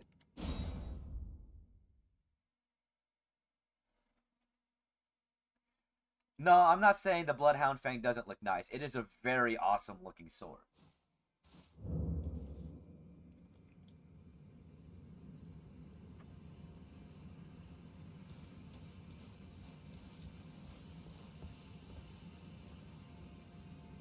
But yeah, the silver tiers were essentially created to mimic life.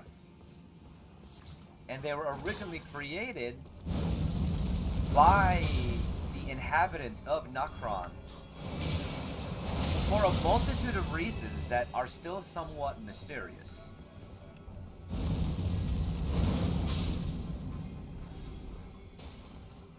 Moonveil, best katana. It's my go-to PvP weapon. I play with no armor, so I get full roll. Ah. Nah, go get some friends if you need someone to 1v1 you.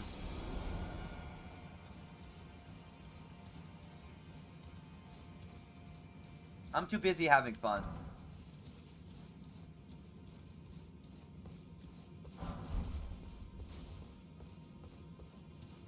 Ugh.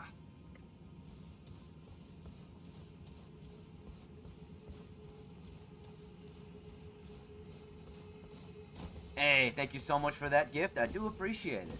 And of course, if you want to join in on the fun and check out the gameplay and be in something more than just my outreach, we are live on Twitch live on YouTube at Asian Fudge Gamer. Same spelling as my TikTok tag. I keep saying Twitch for some reason.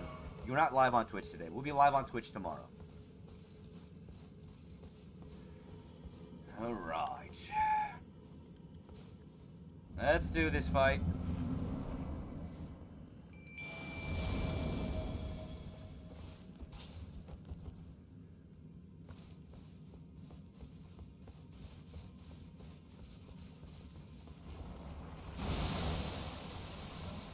It might, but Kick also has a lot of issues right now when it involves their, you know, well, a lot of drama that I'm just not into dealing with.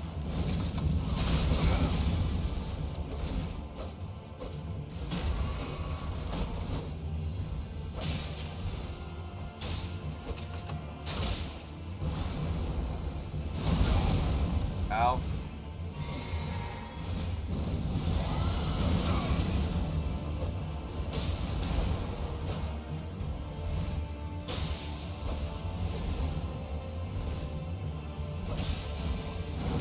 Gotcha, Mimic Tier.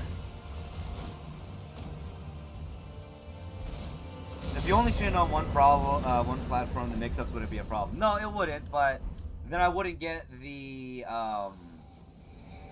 bits that I needed. Or sorry, I wouldn't get the watch hours that I needed to continue to grow my YouTube account to get to the point where it is monetized, because that is my main goal.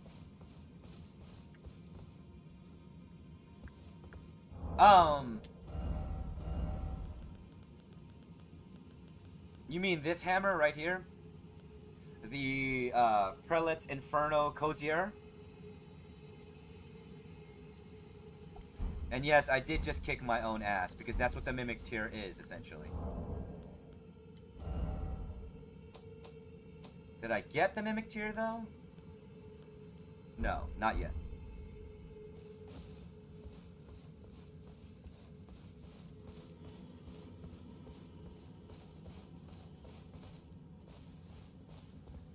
No.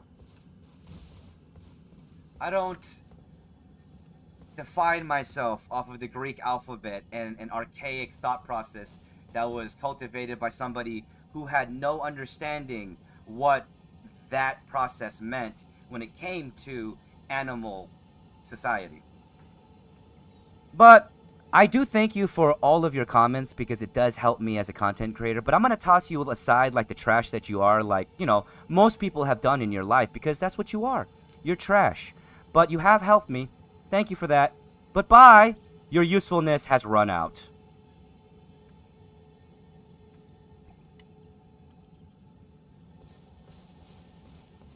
Okay.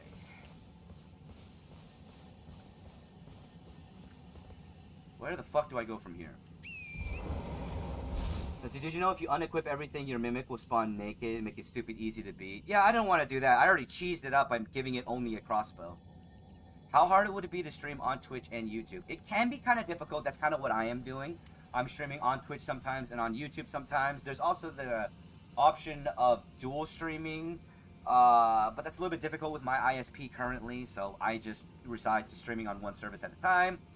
And it's about what you're trying to do. Me, the only reason that I live stream on YouTube is to get the watch hours up overall so that I can get a boost to get to my goal faster, which is to get my YouTube monetized. And once the YouTube is monetized, I'm really not going to be live streaming on YouTube anymore. I'm mostly just going to be focusing on putting edited content on my YouTube and live streaming on Twitch. So the live streams on YouTube are just a temporary thing while I try to get the watch hours that I need.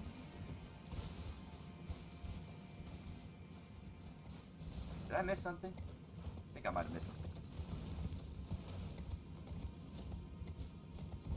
I did miss something. That.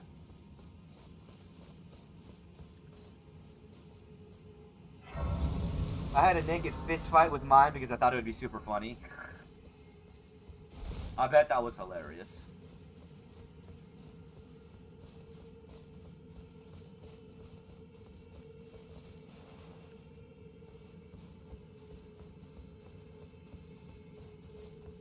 You're always, like, when it comes down to it, try whatever platform you think will work best for you. I personally stay away from Kick for my own reasons. I'm not saying that you have to. You might find the greatest success that you've ever found on it.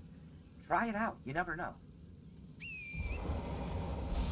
Never consign yourself to the path that others have taken. Find your own path, because you have your own unique success to find.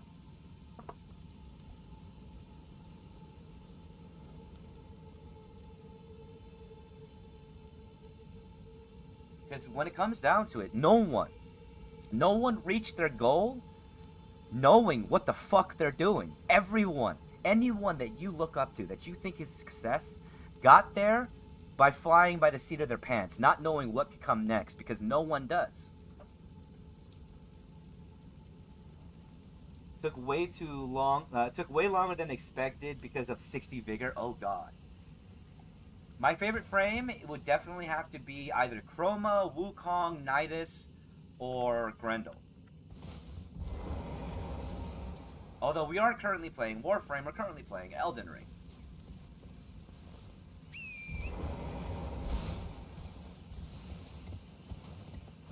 Excuse me.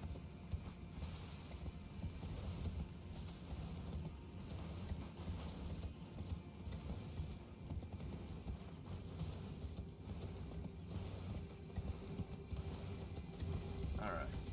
Where do we go from here?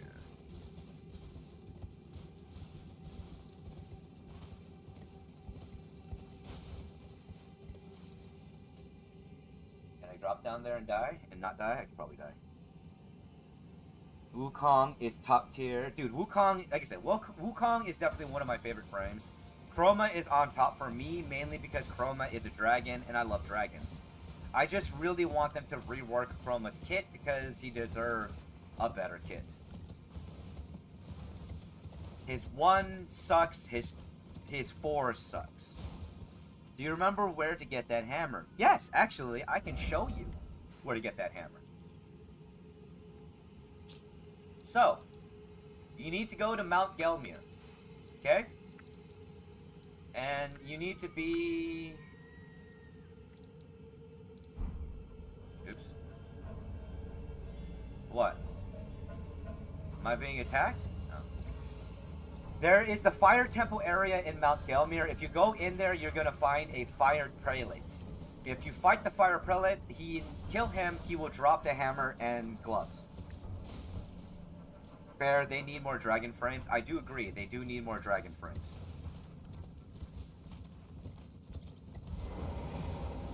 So you see spirits like these. These are unfortunate spirits that have been separated from their physical body, but were not introduced or cannot be introduced back into the Erd Tree, so they are forever in limbo and cannot die, nor can they move on.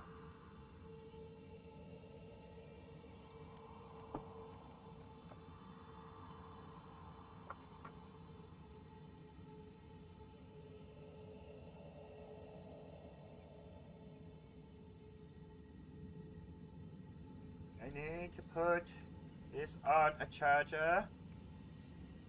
There we are.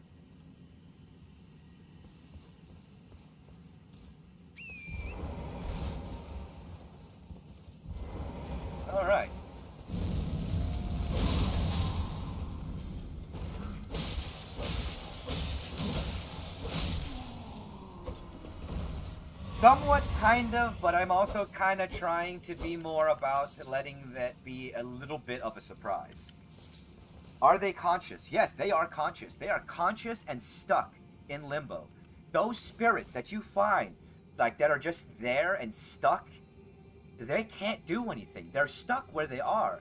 They're stuck in the land of the living as a spirit, unable to move on, unable to do anything other than suffer.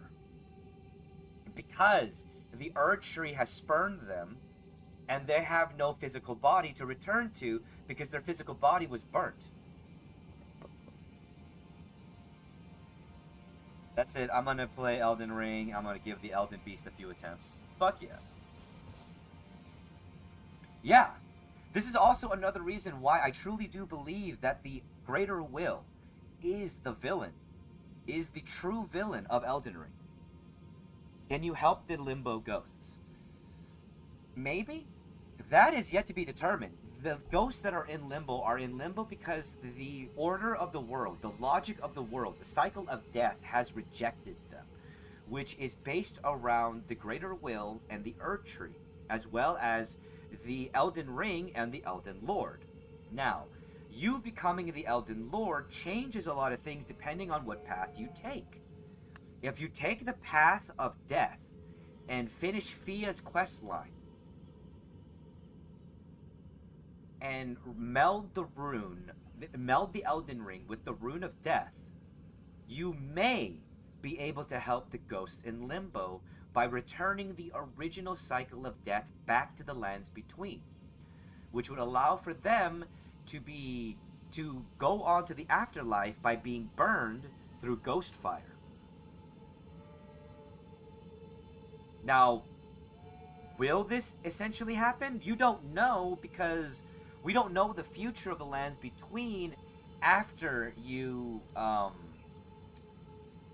know the future of the lands between after you become the Elden Lord. The only small window we get to that is going to be in the DLC, where we follow Miquella's path into the Land of Shadows.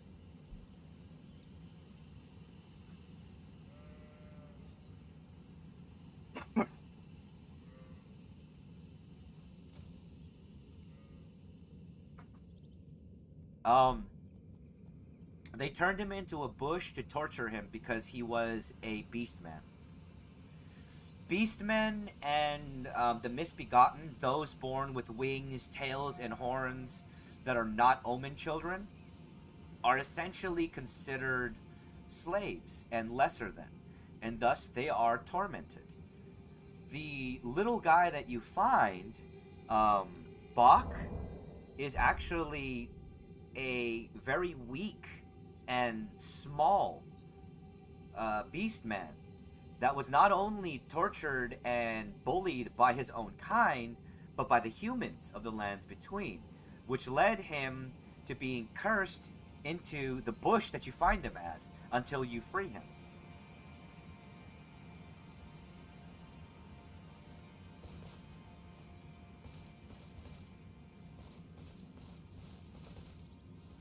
And though the misbegotten and the beastmen are spurned by the Erd Tree, even though they're spurned by the Erd Tree, they still wish for death in a way that allows for them to find peace in some way, shape, or form, because they are suffering in the world, in the physical world.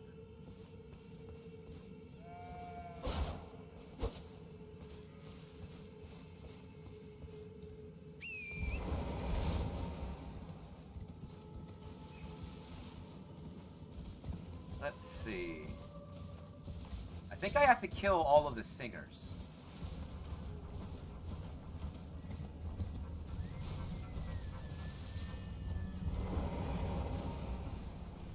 Oh. Do you have a theory on the bigger meaning behind the Elden Ring? Yes, actually I do.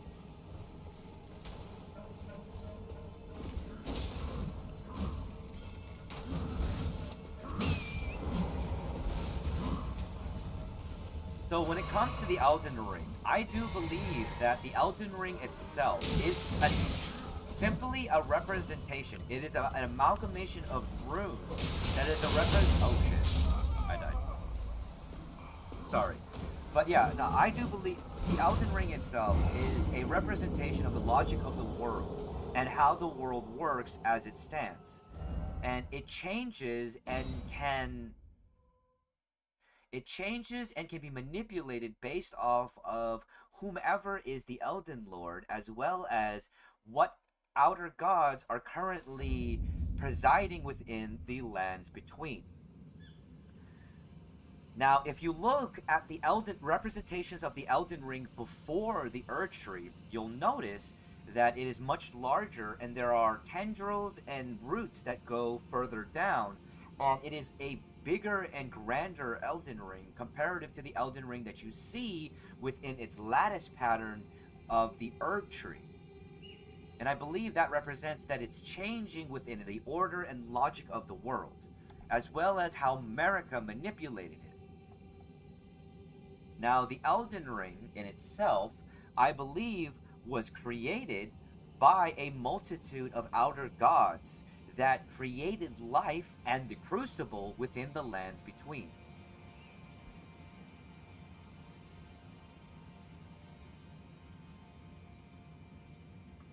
Which the crucible would give way to a multitude of creatures, but also give way to the epitome of their evolution that they were going for, which were the dragons, which led to the Age of Dragons. And that is where I thoroughly believe that the reason why dragons were so prevalent and why the presence of the crucible presents itself in things like wings and scales and horns and tails. All of these are dragonic properties.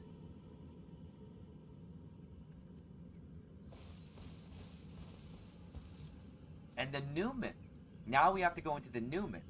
The Numen themselves are beings that are said to have come from another land, another world. What if the Numen were brought to the lands between by the Greater Will and were the beginnings of humanity? Because you don't hear or see evidence of humanity in the Age of Dragons until you get to Farum Azula. And it is only in Farum Azula that we see and find depictions of humanity in this particular age. And the age of Farum Azula's building revolves around Placidusax, who is considered the first Elden Lord, before the Erdtree.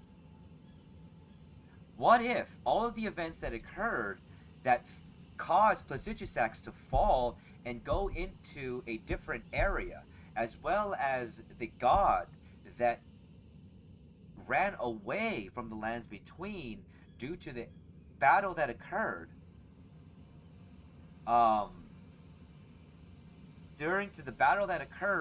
in the lands between with the Greater Will coming into attack, led into this god running away. And this god may or may not have been the leader of the council that had created the Crucible. And yes, I am doing a lore dump. You got me into it. Imagine Alan reading you a bedtime story. You know, that is one of the plans that I do have for the future of content in some point in the future. Is I do want to do a reading of stories and books, but more than likely I want to do original stories and stories that are not copyrighted, so I don't get in trouble. But I do want to do readings so that, maybe I can help somebody sleep. Maybe I can help somebody's parents have someone read their kid a story. Or do audiobooks. I would love to do audiobooks because that would also be something that would eventually possibly lead into me being able to do voice acting.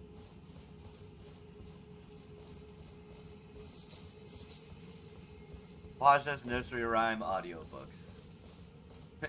Rickery tickery tock. The mouse went up the clock.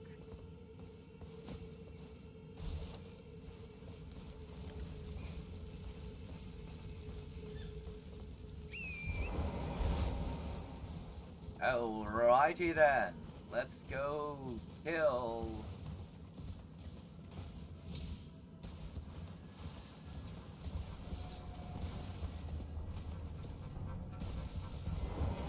Can I light it? I can light it. Let's see. I will repeat to ease. Elden Ring is one of the top 10 worst places to live. Yes. No. You're not wrong. You are not wrong. Like, Elden Ring as a universe has a very rich and eclectic lore that I love to explore. But I would never want to live in the lands between. I would never want to be part of the lands between, or the world of Elden Ring and its story. Because fuck that shit. This is a land where the gods' egos have torn it apart and created a dystopian hell. Nah, I'm good. I'm so good.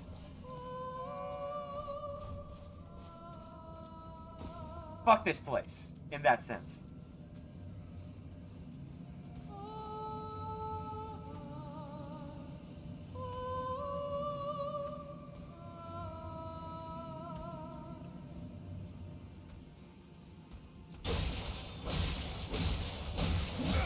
Ow.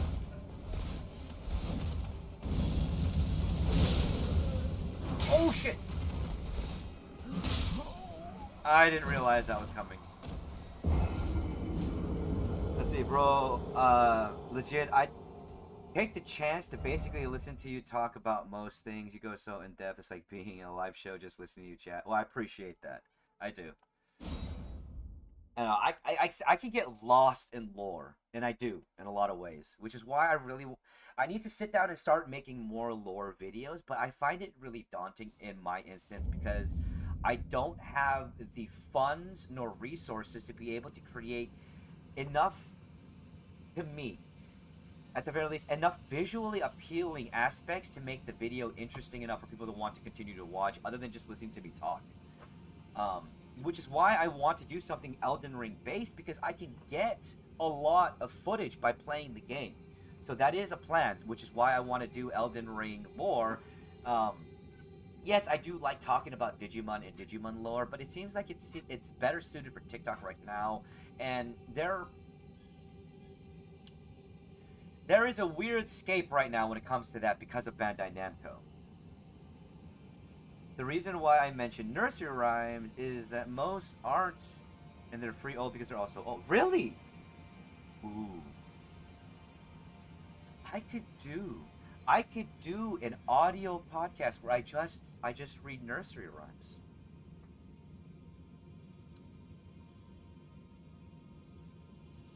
I like this idea.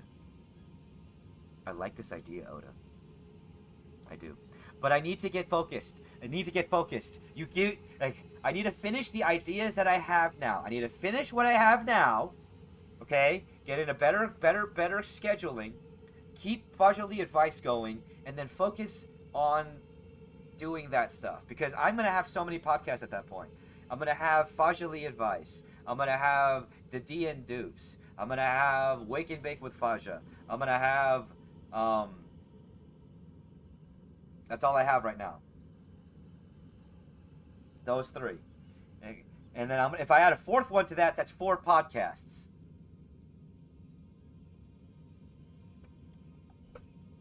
I can only do so many podcasts, dude. And then there's the editing. Motherfucker, there is the editing. Oh my god, there is the editing. Fucking hell, dude. I'll tell you right now, trying to get highlights from your weekly streams is such a pain, to a point where I had to limit myself to, okay, fine, most is going to be 5. And yes, Fajoli Advice is an audio podcast, which, for anybody that is interested in that particular podcast, Fajoli Advice is one where I do work on helping people with their problems with mental health and daily life and relationships and the like. And if you want to listen to something like that and you are looking for some help, one, we do have an email where your submissions are read on podcast, 100% anonymous unless requested, at fajoliadvice@gmail.com. And the podcast is available, which is released weekly on YouTube and Spotify.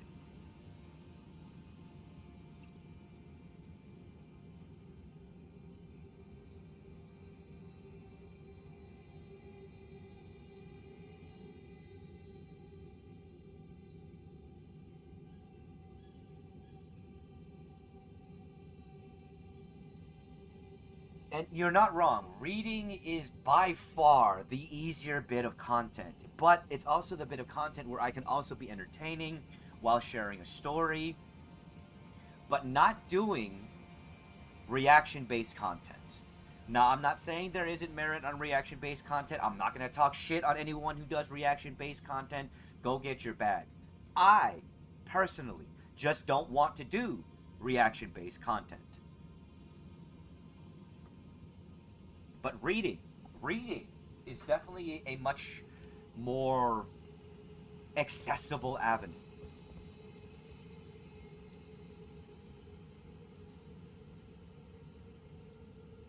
Well, also remember on YouTube, I do also have a playlist that has all of the Fajali Advice podcasts together in one neat place, along with, of course, it being on Spotify.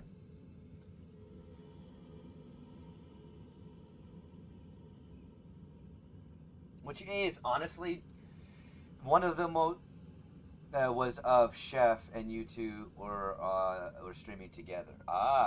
Okay, so it was one of when we were doing when we had to sadly do our bunch of goofs without you, which made me sad. But I do hope you had fun at that guild meeting for your needlework.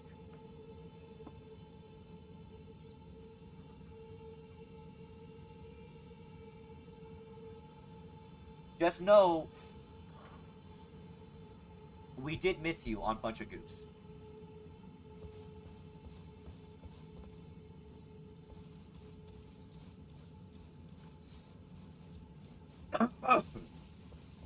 Die.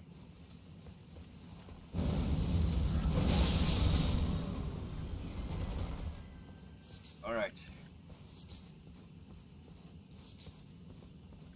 No, it was last week when you were playing Left 4 Dead. Hey, chill. I do also really appreciate y'all helping me with the clips, because anyone who can help me with clips while I'm streaming helps me with the highlights that I ultimately have to do. See, I miss you guys as well, but I did have fun. Right on. I'm glad that you had fun, Oda. So I appreciate y'all that do help me in the community that are on my streams that help me with clips and bits. Because getting highlights from streams is by far one of the most arduously tedious fucking things ever. In my opinion.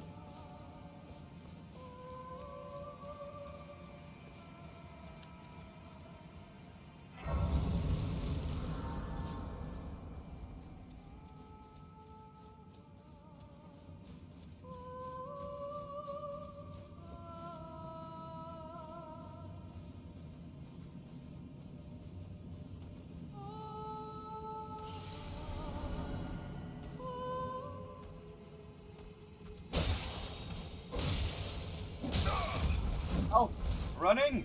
Running.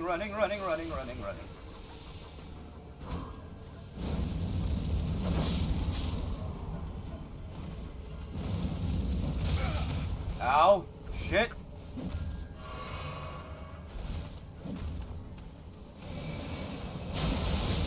There we go.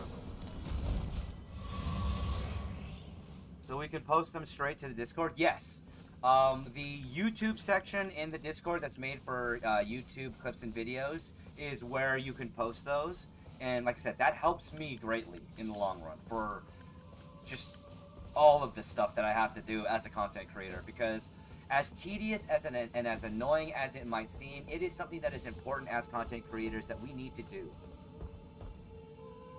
You know? Making clips, making highlights, all of these things. They are stuff that you can post, and it's content that allows you to get more reach. So it is important to do. It is.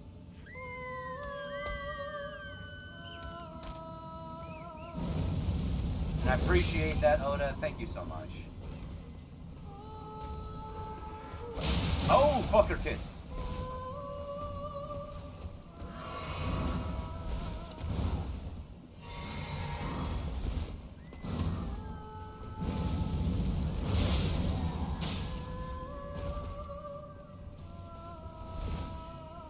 Alright.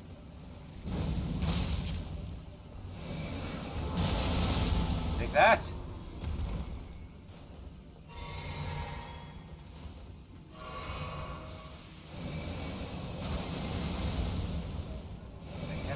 too close to that because that is a fall asleep kind of spell. Oh no. Oh no. She wants to slap me.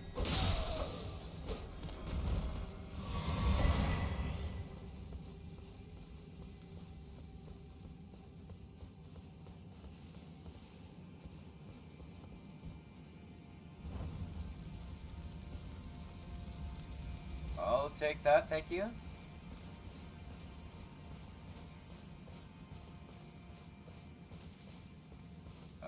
Da da da da da da da da da da.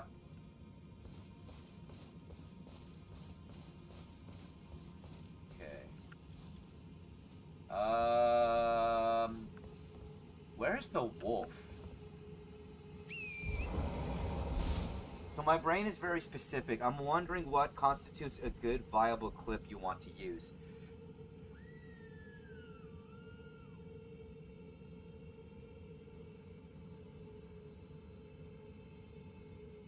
I don't have an answer for that. I'm sorry.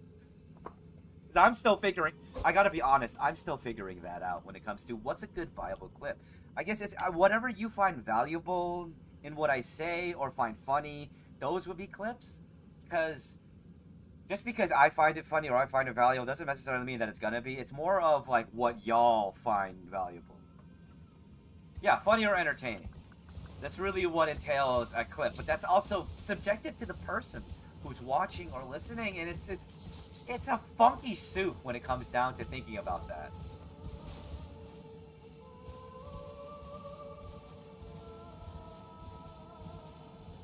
Yeah, you straight up got me stumped. Trust me, it's hard when you have to consider that as a content creator. It's one of the struggles I think every content creator goes through overall.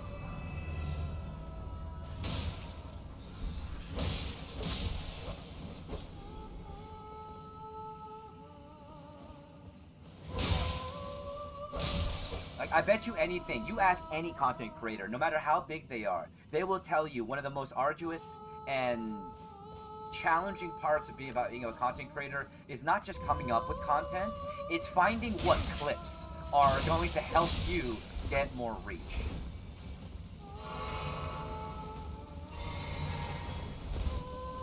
Because that is so subjective.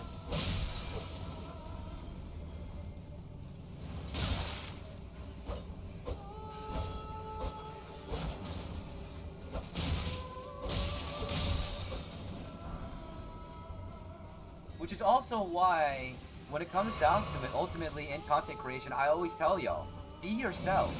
Be whoever the hell you want to be. Don't sit there thinking that you have to be what somebody tells you to be, because it makes it a lot easier. Is someone shooting rats at you? No, there's just a lot of rats in this area.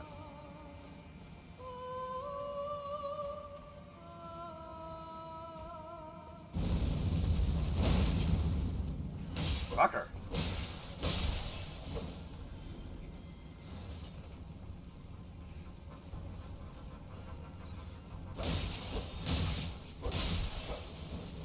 God, and now she's gonna try and slap me.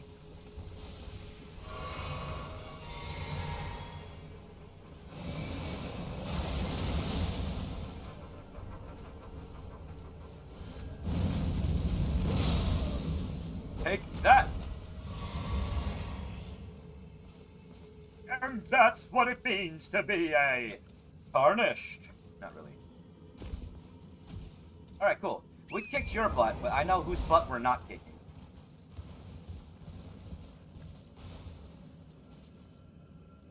Oh yeah, and guess what? Guess what? That's not the biggest rat in the game. There are bigger. Much, much bigger.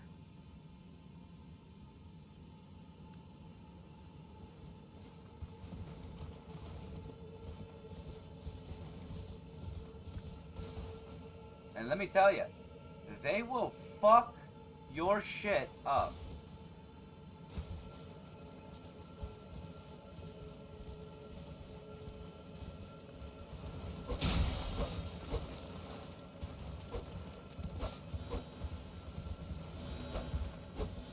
Oh god, I'm not gonna get it, am I?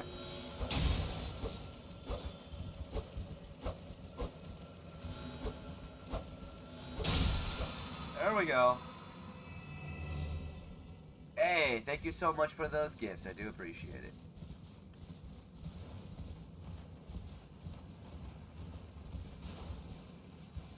Alright, can I turn on the fire? Look at that. Where's the wolf?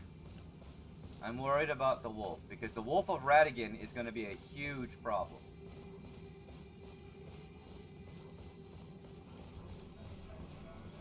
Which is that guy. Shit!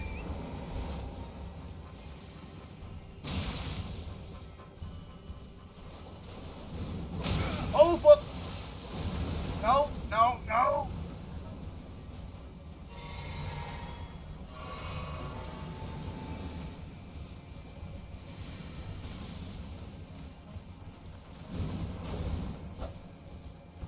Can I summon? I cannot. I cannot. Oh, God. Oh, no. Oh, no.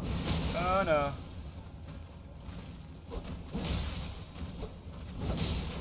Oh, God. Oh, God.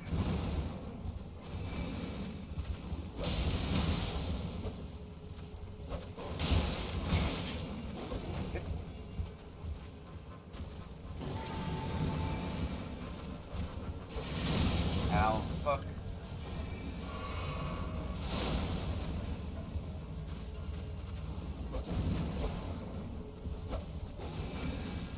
Aggressively large puppy just wants scratches. Yeah, scratches from his master, who's long dead. Well, not dead, but has long since abandoned it.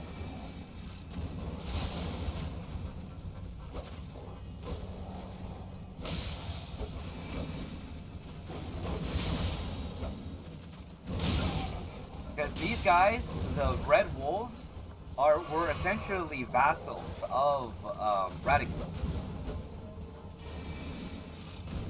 But there's also a theory that the Red Wolves themselves may or may not have a relationship with the fire giants. But they use glintstone magic, so that's a little bit difficult to consider. And they don't use anything comparative to fire magic.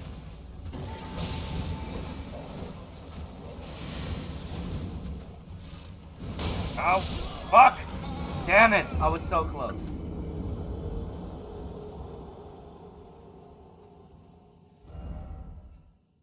Nutsacks. I wish you could save the puppy and recruit them. Yeah, that would be cool.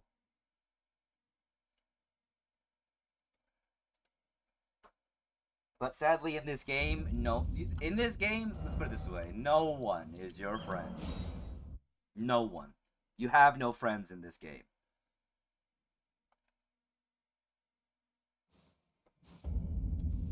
Not even, Did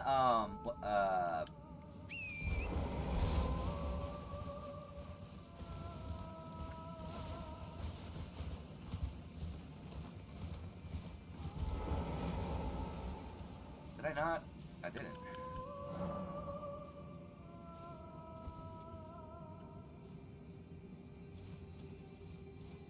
Does that allow me to summon here? No.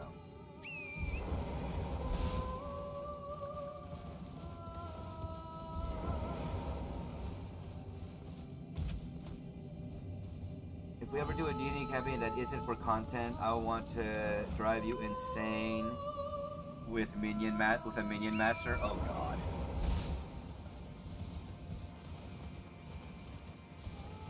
Guess we'll have to see how that one would go. Probably a lot of fun.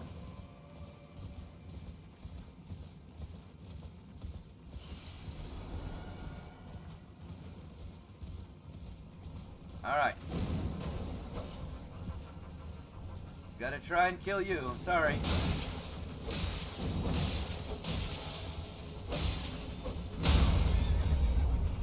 Trust me, this isn't what I want to do.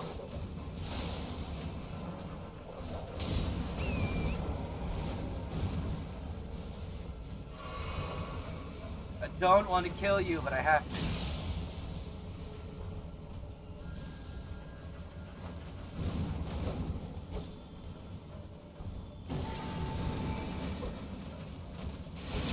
Ow.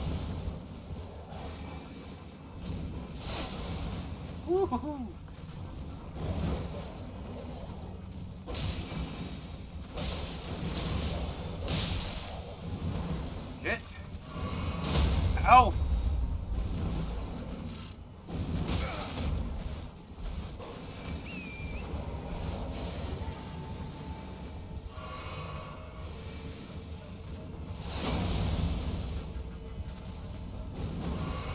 20-minute turns? Jesus Christ.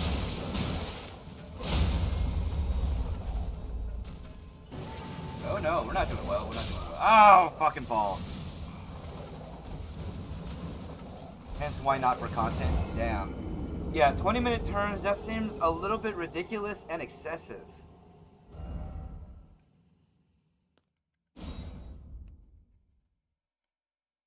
Jesus. We're not playing Yu-Gi-Oh! Here.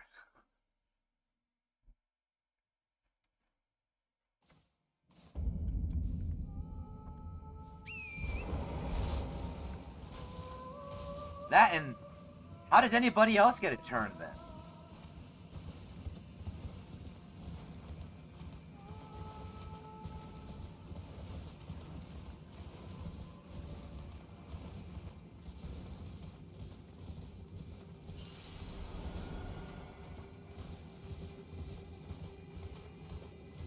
If I can make it in D&D 5e, it would be my character with like 10 plus summons and pets. Jeez.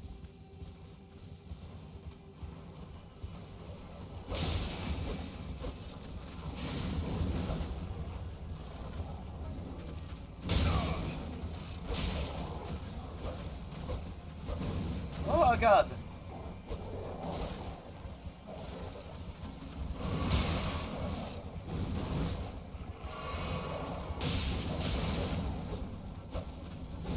Oh man.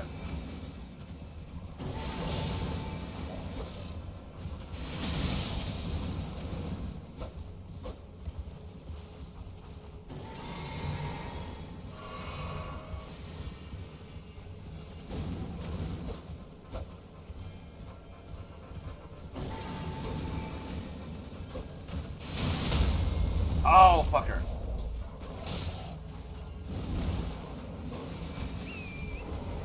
Run, run, run, run, run, run.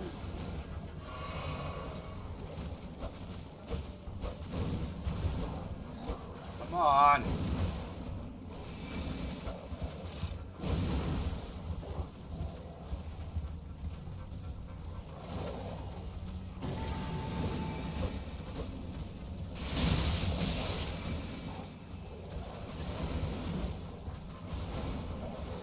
So you think Druid summons the entire forest of trees to come kick your ass? Jesus.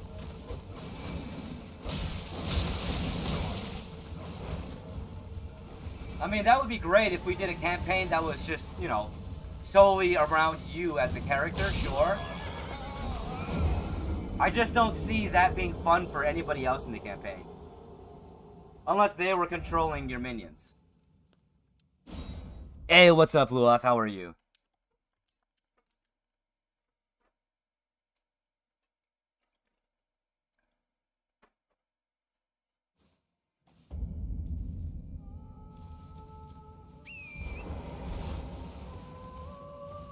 Alright, you fucking...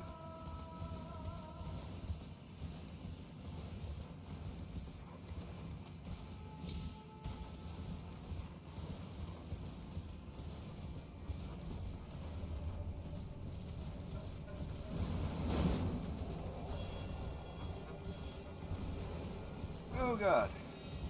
Grab that.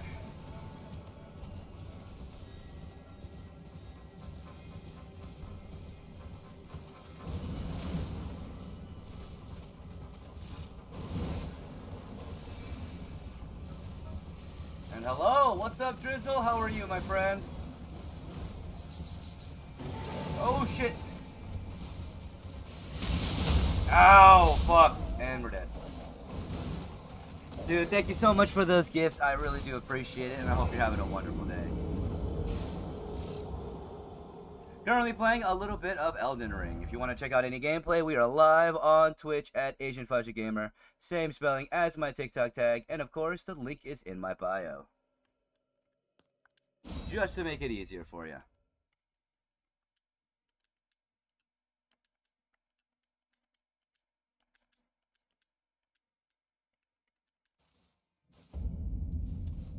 Hey, thank you so much for those gifts. I do appreciate it.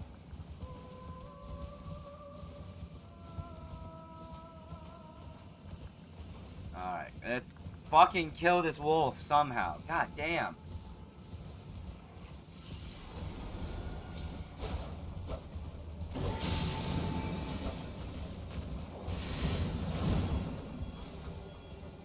Let's not get too greedy. Ow.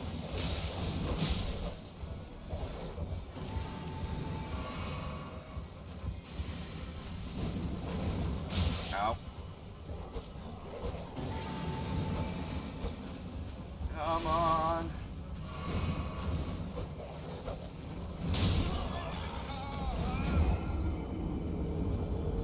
Last time I did it, I managed to be quick and everyone thought it was funny. Yeah, I mean, it'd be funny for, like, a one-time thing. But if that was, like, a consistent thing in the campaign, I could definitely see it becoming extremely unfun for everyone else. But I also do see a way that could be fun to do a campaign with just a singular character in it.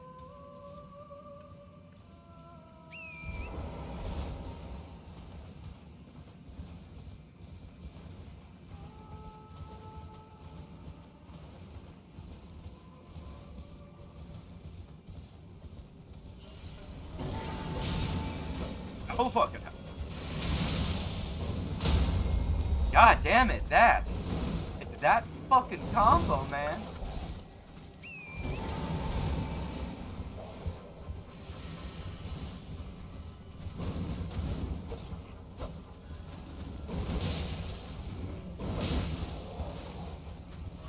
Alright, alright.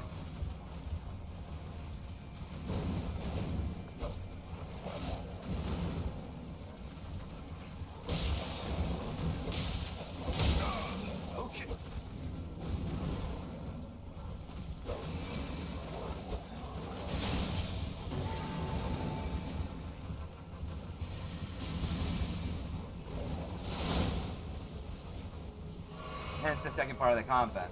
Yeah, yeah.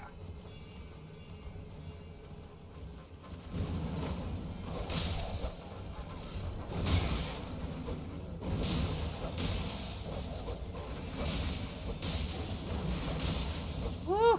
Come on!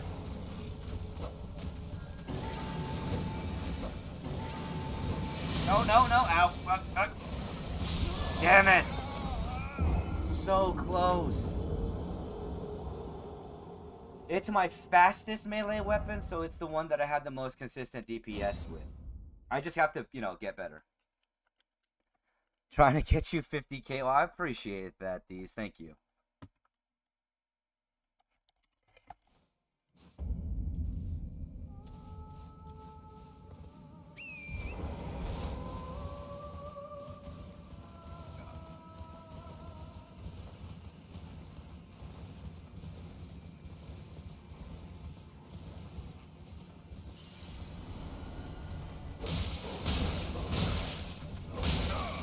Oh, fuck!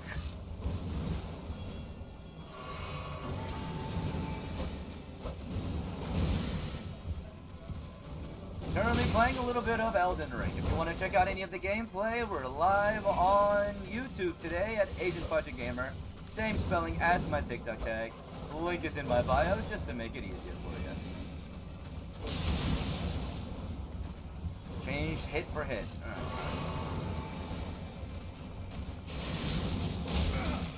Bitch.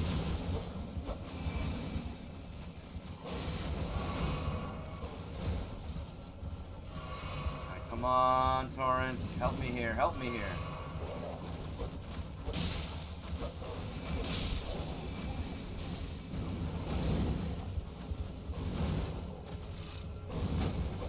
Come on. Shit! Get the fuck up! Oh, God.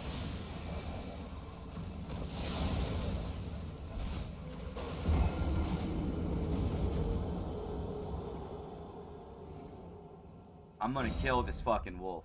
I am going to kill this fucking wolf.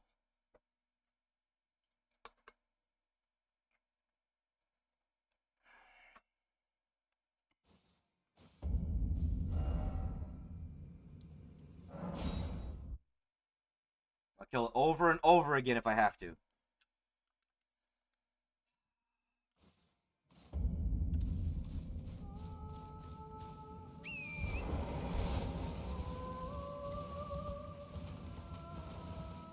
I'm doing good. How are you? Just playing a little bit of Elden Ring and streaming like I do.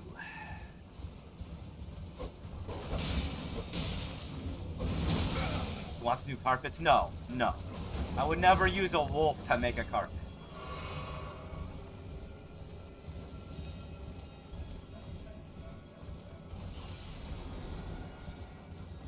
Maybe a hat.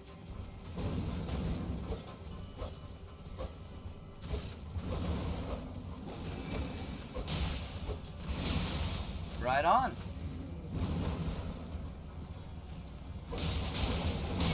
Don't get away from him.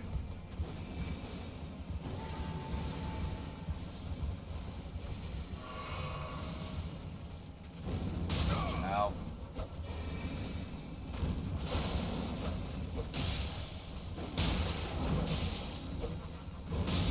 God damn it! Alright, we got this. We got this. It's just a...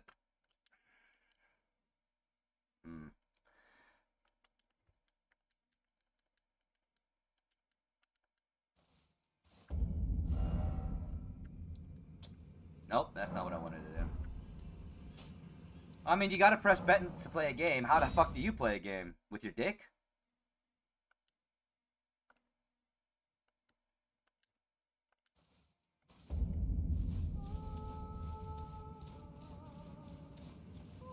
Alright. Let's try this again. Okay, Giant Wolf is bad enough. Did they give it Eldritch Blast? They have to give it Eldritch Blast? I know, right?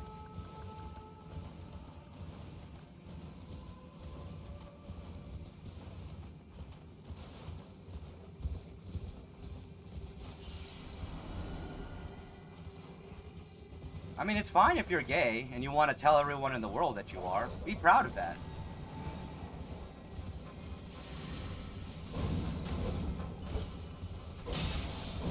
Don't worry about it. No one here is gonna judge you for coming out of the closet.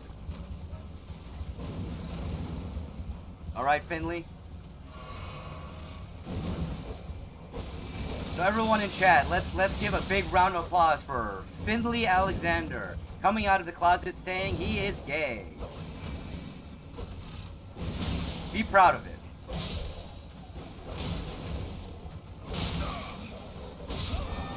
Fucker.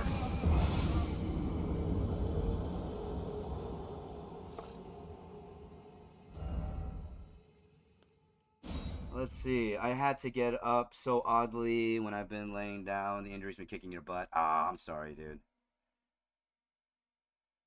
Yeah, Prestigious X is by far one of the harder fights in the game. Just like this fucking, wolf. What kind of sorcery is Comet? I believe Comet is a gravity-based sorcery.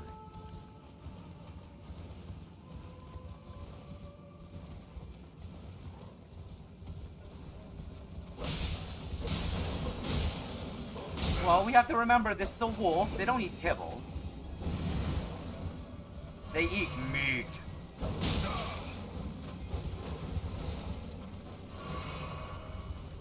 So, you know, I'm just... Ah! God damn it. I forgot to use my healing.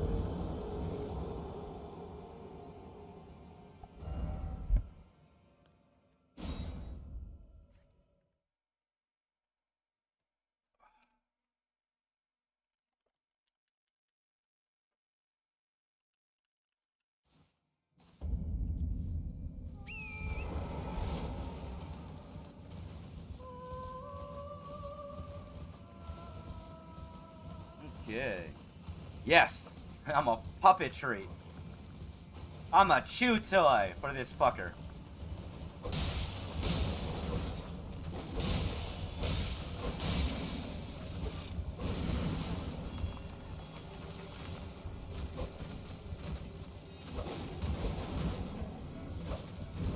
Ow.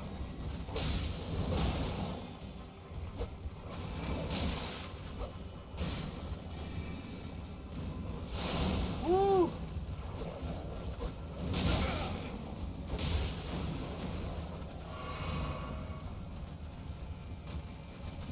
Nope, get back here. Doing good, how are you? Just getting my ass kicked in Elden Ring right now. Ow. Nope, nope, don't get too penisy here.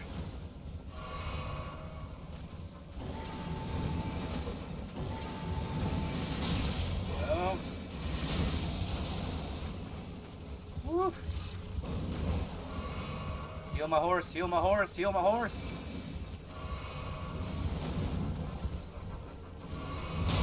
No. Oh, and I killed him! I killed him and I died. Apparently it's glintstone. Really? That's interesting. Now, does that mean that it stays dead? Favorite game of all time will always be Pokemon Silver. Specifically Pokemon Soul Silver, because it was such a great remake for the DS. I really hope that they do a remake for the Johto region for either... Well, it's more than likely not going to be for the Switch. It's more than likely going to be for the new system that Nintendo is going to be releasing either next year or the year after. But I would love for them to re-release the Johto region. Let's see, dang. I don't think there is a staff for Glintstone Magic, just Glint Blade.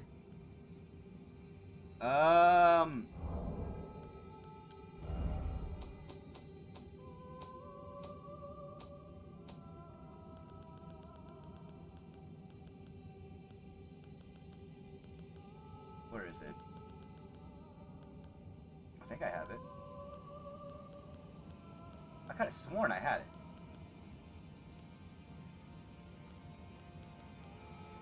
I guess I don't.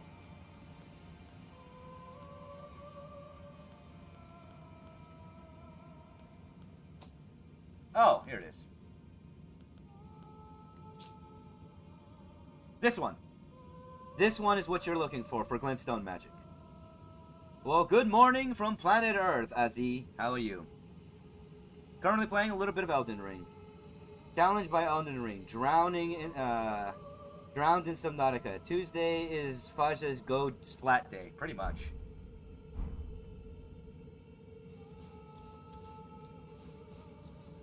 Oh, let's see. I bet you anything that the fucking wolf isn't dead. Hey, the wolf is dead. Thank God we killed it.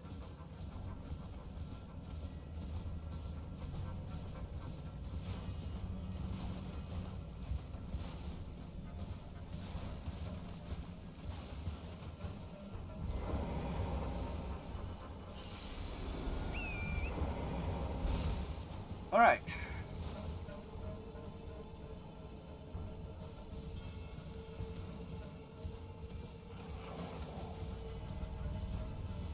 Now we can gather the rest of this shit that we've been trying to get.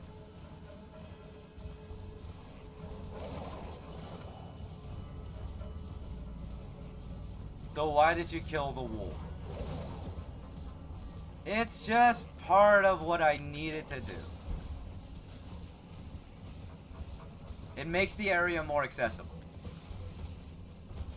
So that I can find all the little bits that I need. And it is a mini-boss. I'm just trying to kill all the bosses. And mini-bosses. And field bosses.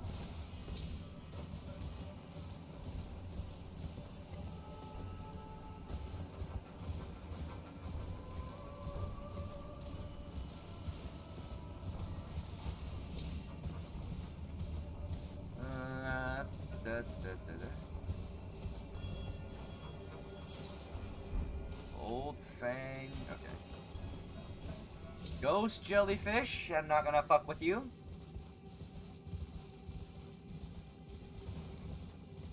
Let's see.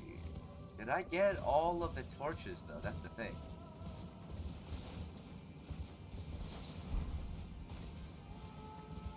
Or am I missing one?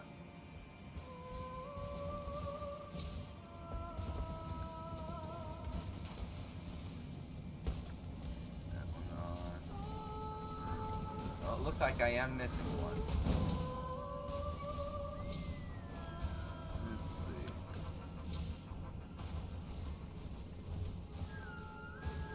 see. Oh shit!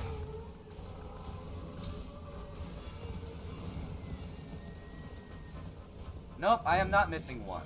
I already did. Okay, so I did unlock this one. Alright, before we do that then.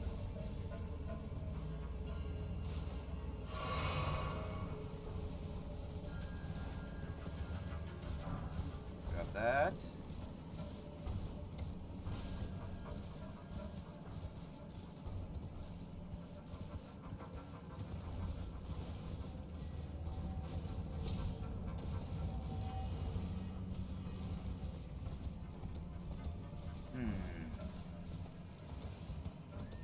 Keep running. Okay. So I got that one unlocked. Which is good for me. I want to make sure I grab everything stuff-wise here that I can. Go away!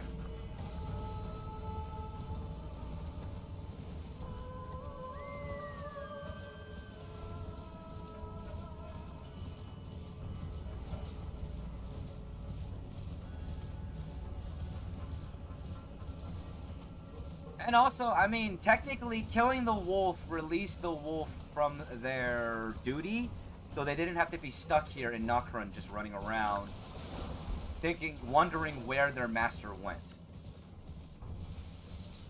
So I guess I did a good thing killing it?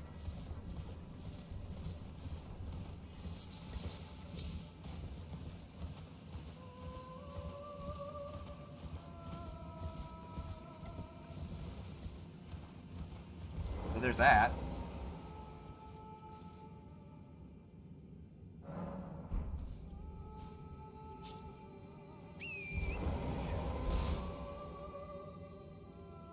Now then, let's check out further on down, see what else there is.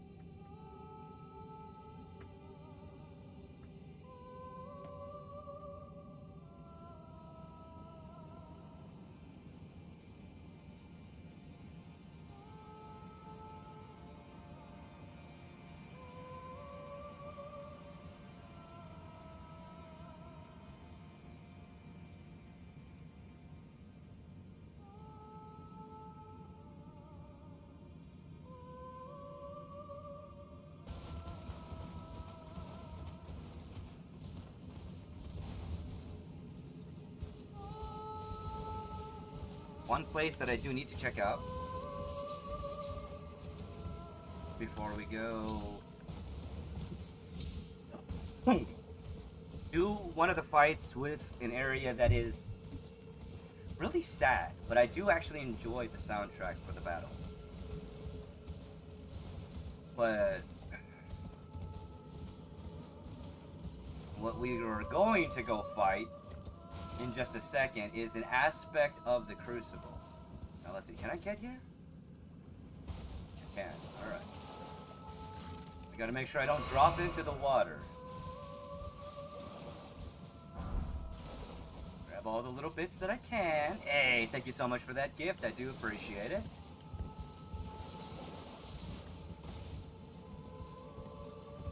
Alright. Is there a way?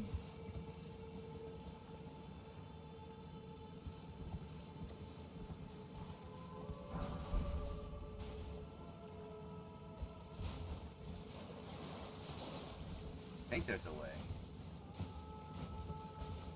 This is also really dangerous.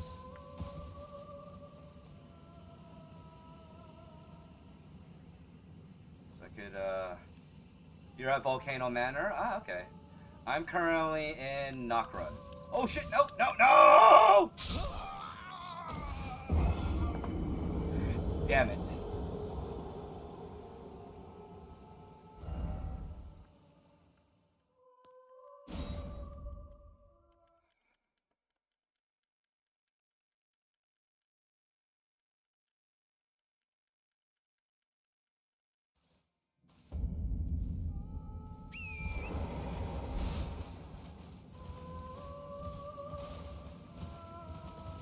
Yes, I did go Les Plat.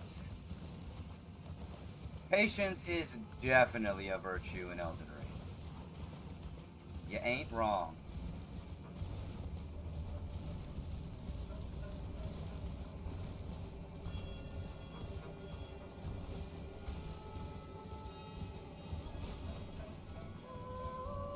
Alright.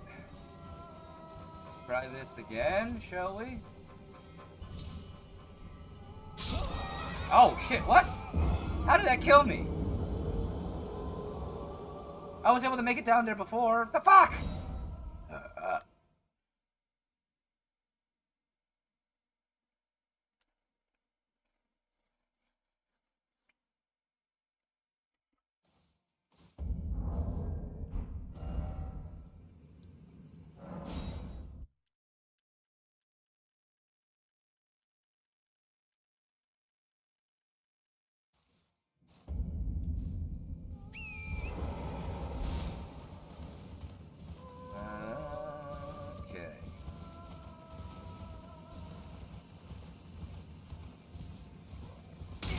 Ow. Not what I wanted to do. You know what?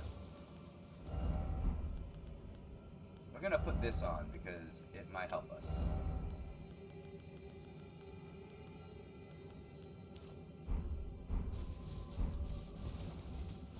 That way we don't have to worry about dying from falling, hopefully.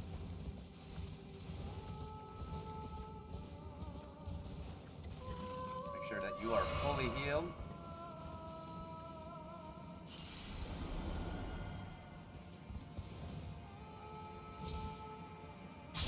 Oh, come on!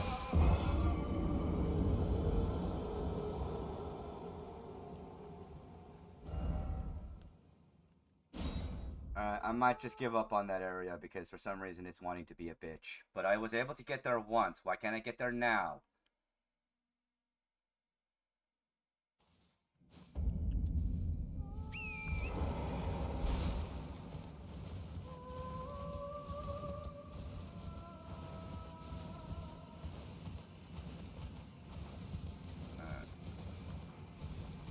Try one more time. If this doesn't work, just say fuck it and move on.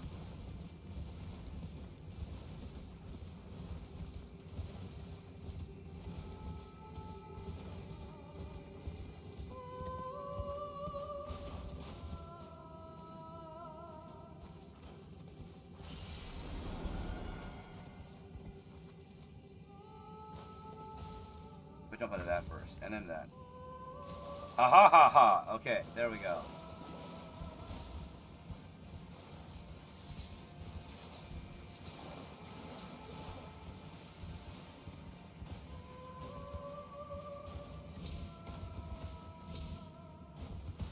Okay. Might need to do this off of my horse? Can I make the jump without my horse? Can't fuck!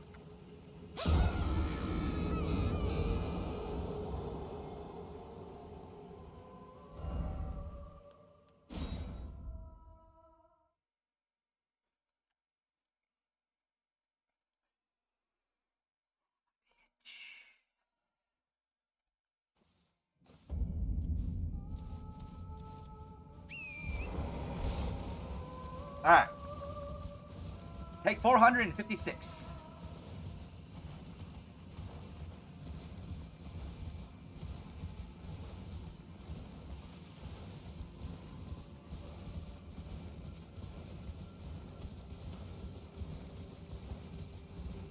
Oh yeah, that was one big old fat oops.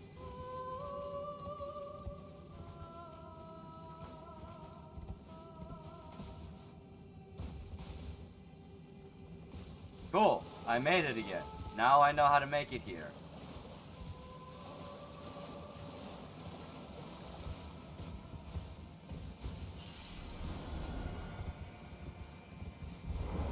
Alright. No horse. God damn it. I just want to make this jump without dying. Can we do that, please?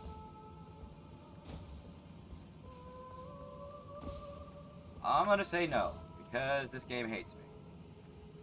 There we go. Ha ha ha ha ha ha. Okay, come on. Come on. We can do this.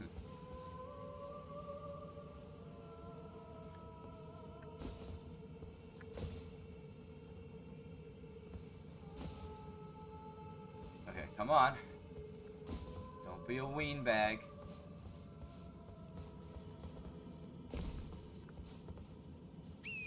Okay, now we need our horse. And... Woo! Fuck!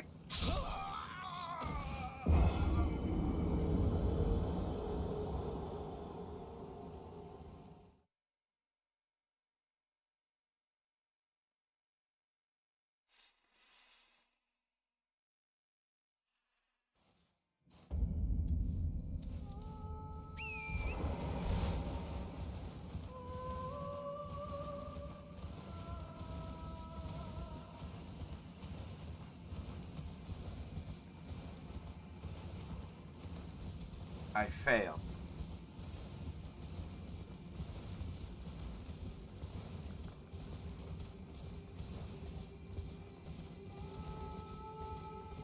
Alright, let's try this again.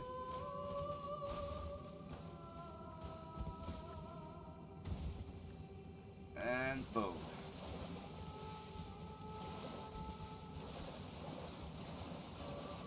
Alright, see, I at least am getting better at getting here.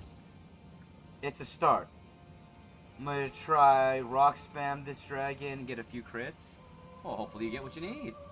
Oh god, oh god. Fucking tits. There we go.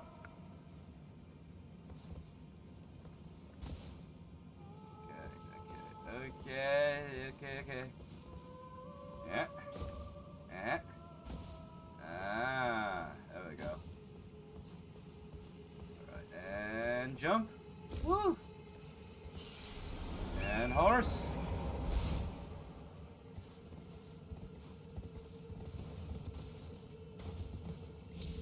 Yes, okay, cool. We made it here.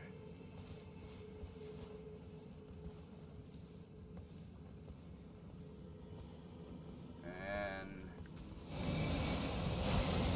we're going to kill you. Like that.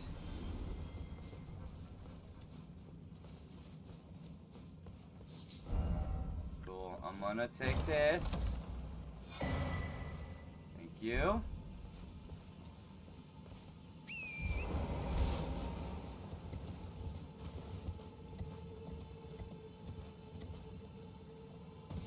Cool. Now, how the fuck do we go back? Just gonna do that. That was way harder than it needed to be, but we actually made it work.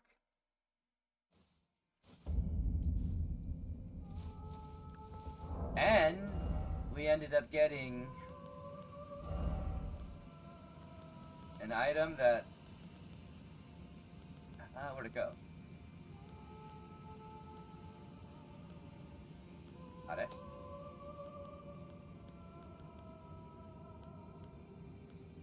Okay, maybe we don't have that item.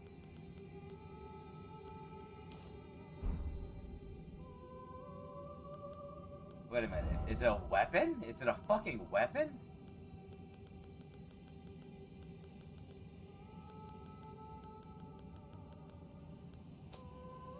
No.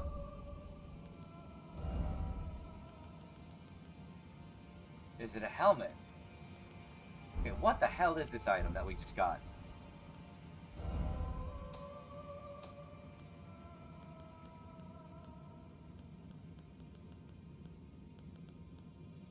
Use FP to spray spirit vapor. Damn, got him to just under half. I've never had this thing. The Ancestral Infant's Head. A skull of a very young ancestral spirit. Just think how many sproutings it might bear.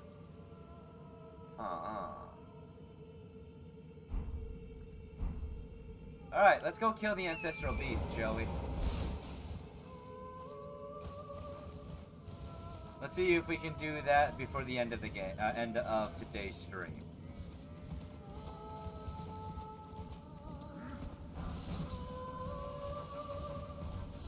Will we be able to achieve this? I have no fucking clue.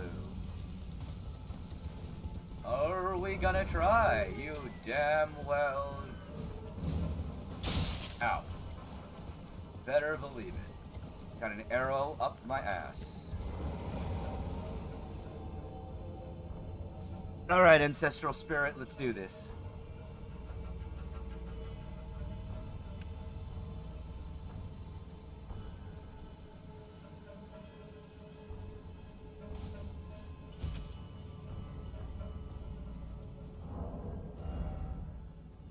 Huh? Oh. I replaced the wrong thing. I still need that.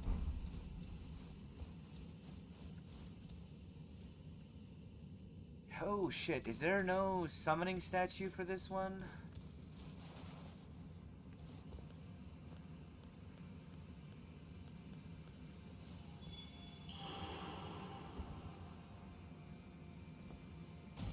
Oh crap. No, this one is one I'm gonna have to fight myself. Okay. Let's see how well we do. We're gonna get our ass handed to us too. The regal ancestors.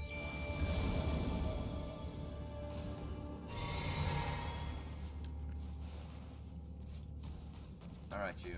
Let's do this. Let's do this.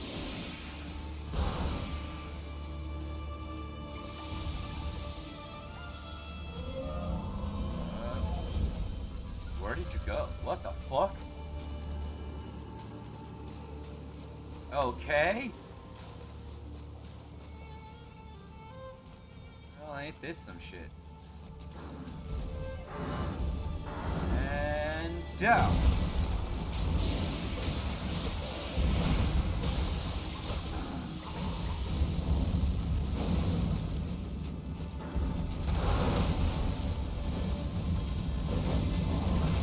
Oh shit, out.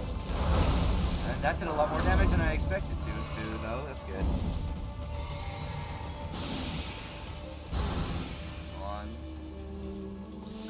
Don't want to get hit with that. Hey, what's up? I'm from planet Earth.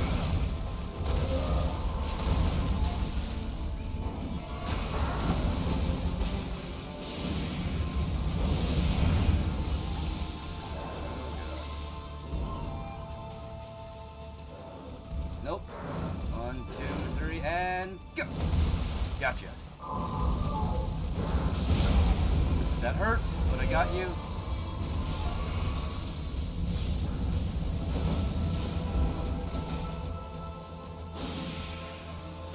Oh yeah, no, the regal ancestral spirit is really cool as a boss battle, for sure.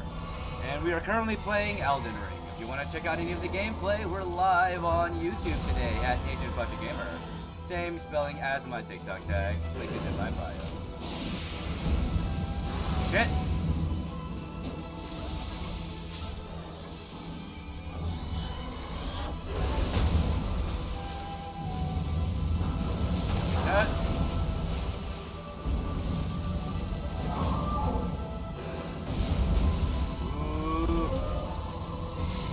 Nope, shit.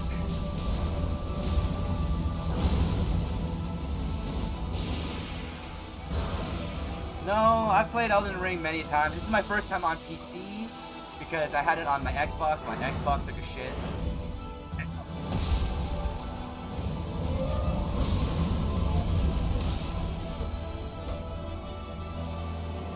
Ah, fuck, come on. I need to hit him one more time. One more time, come on, you. Come to mine.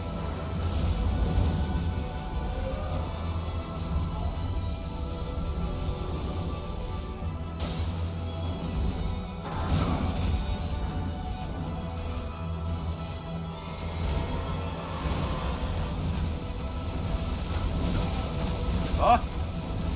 I thought that missed me. Ah, he got me. I was so close. I think I can do this though. I have a belief that I am able to beat this at least. We're so close. Butts. Butts. Giant butts.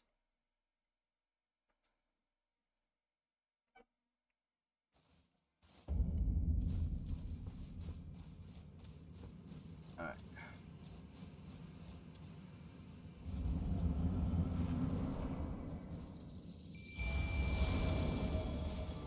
Nope.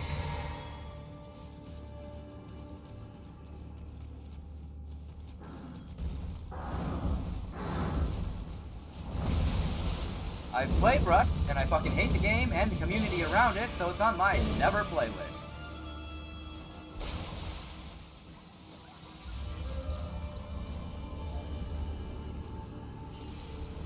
So my favorite thing to do with Rust is to uninstall it.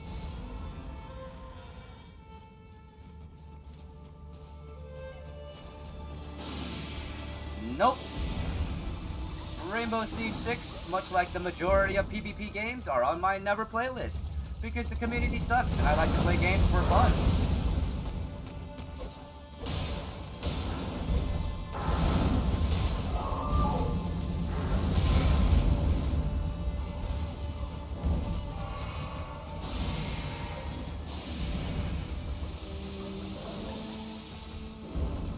God.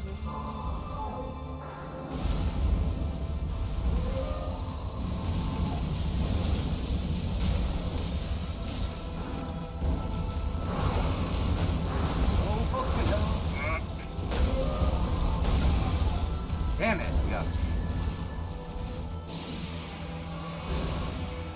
Alright, come on, come on.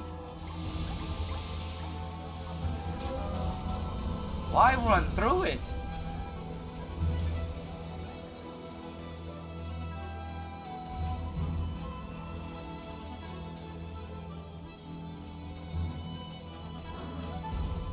One, two, three, and now.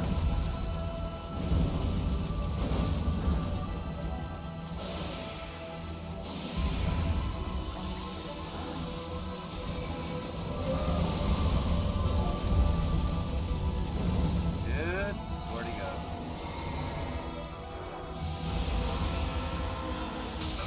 Oh, fuck.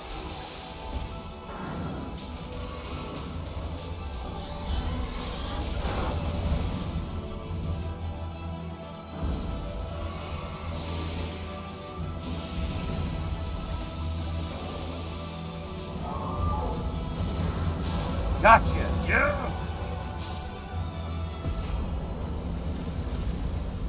Yes. Got the remembrance, and they are dead.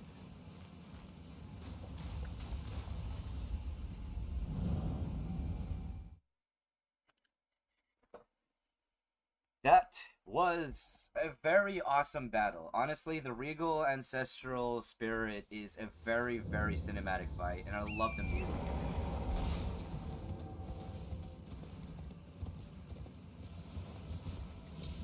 And honestly, it's such a well done fight in the game.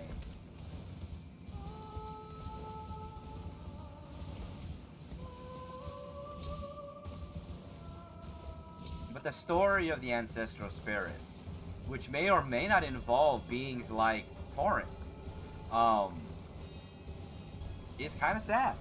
Because they were revered during the time of the Crucible, but they went into disarray during the time of the Erdtree. The Erdtree fucked a lot of shit up.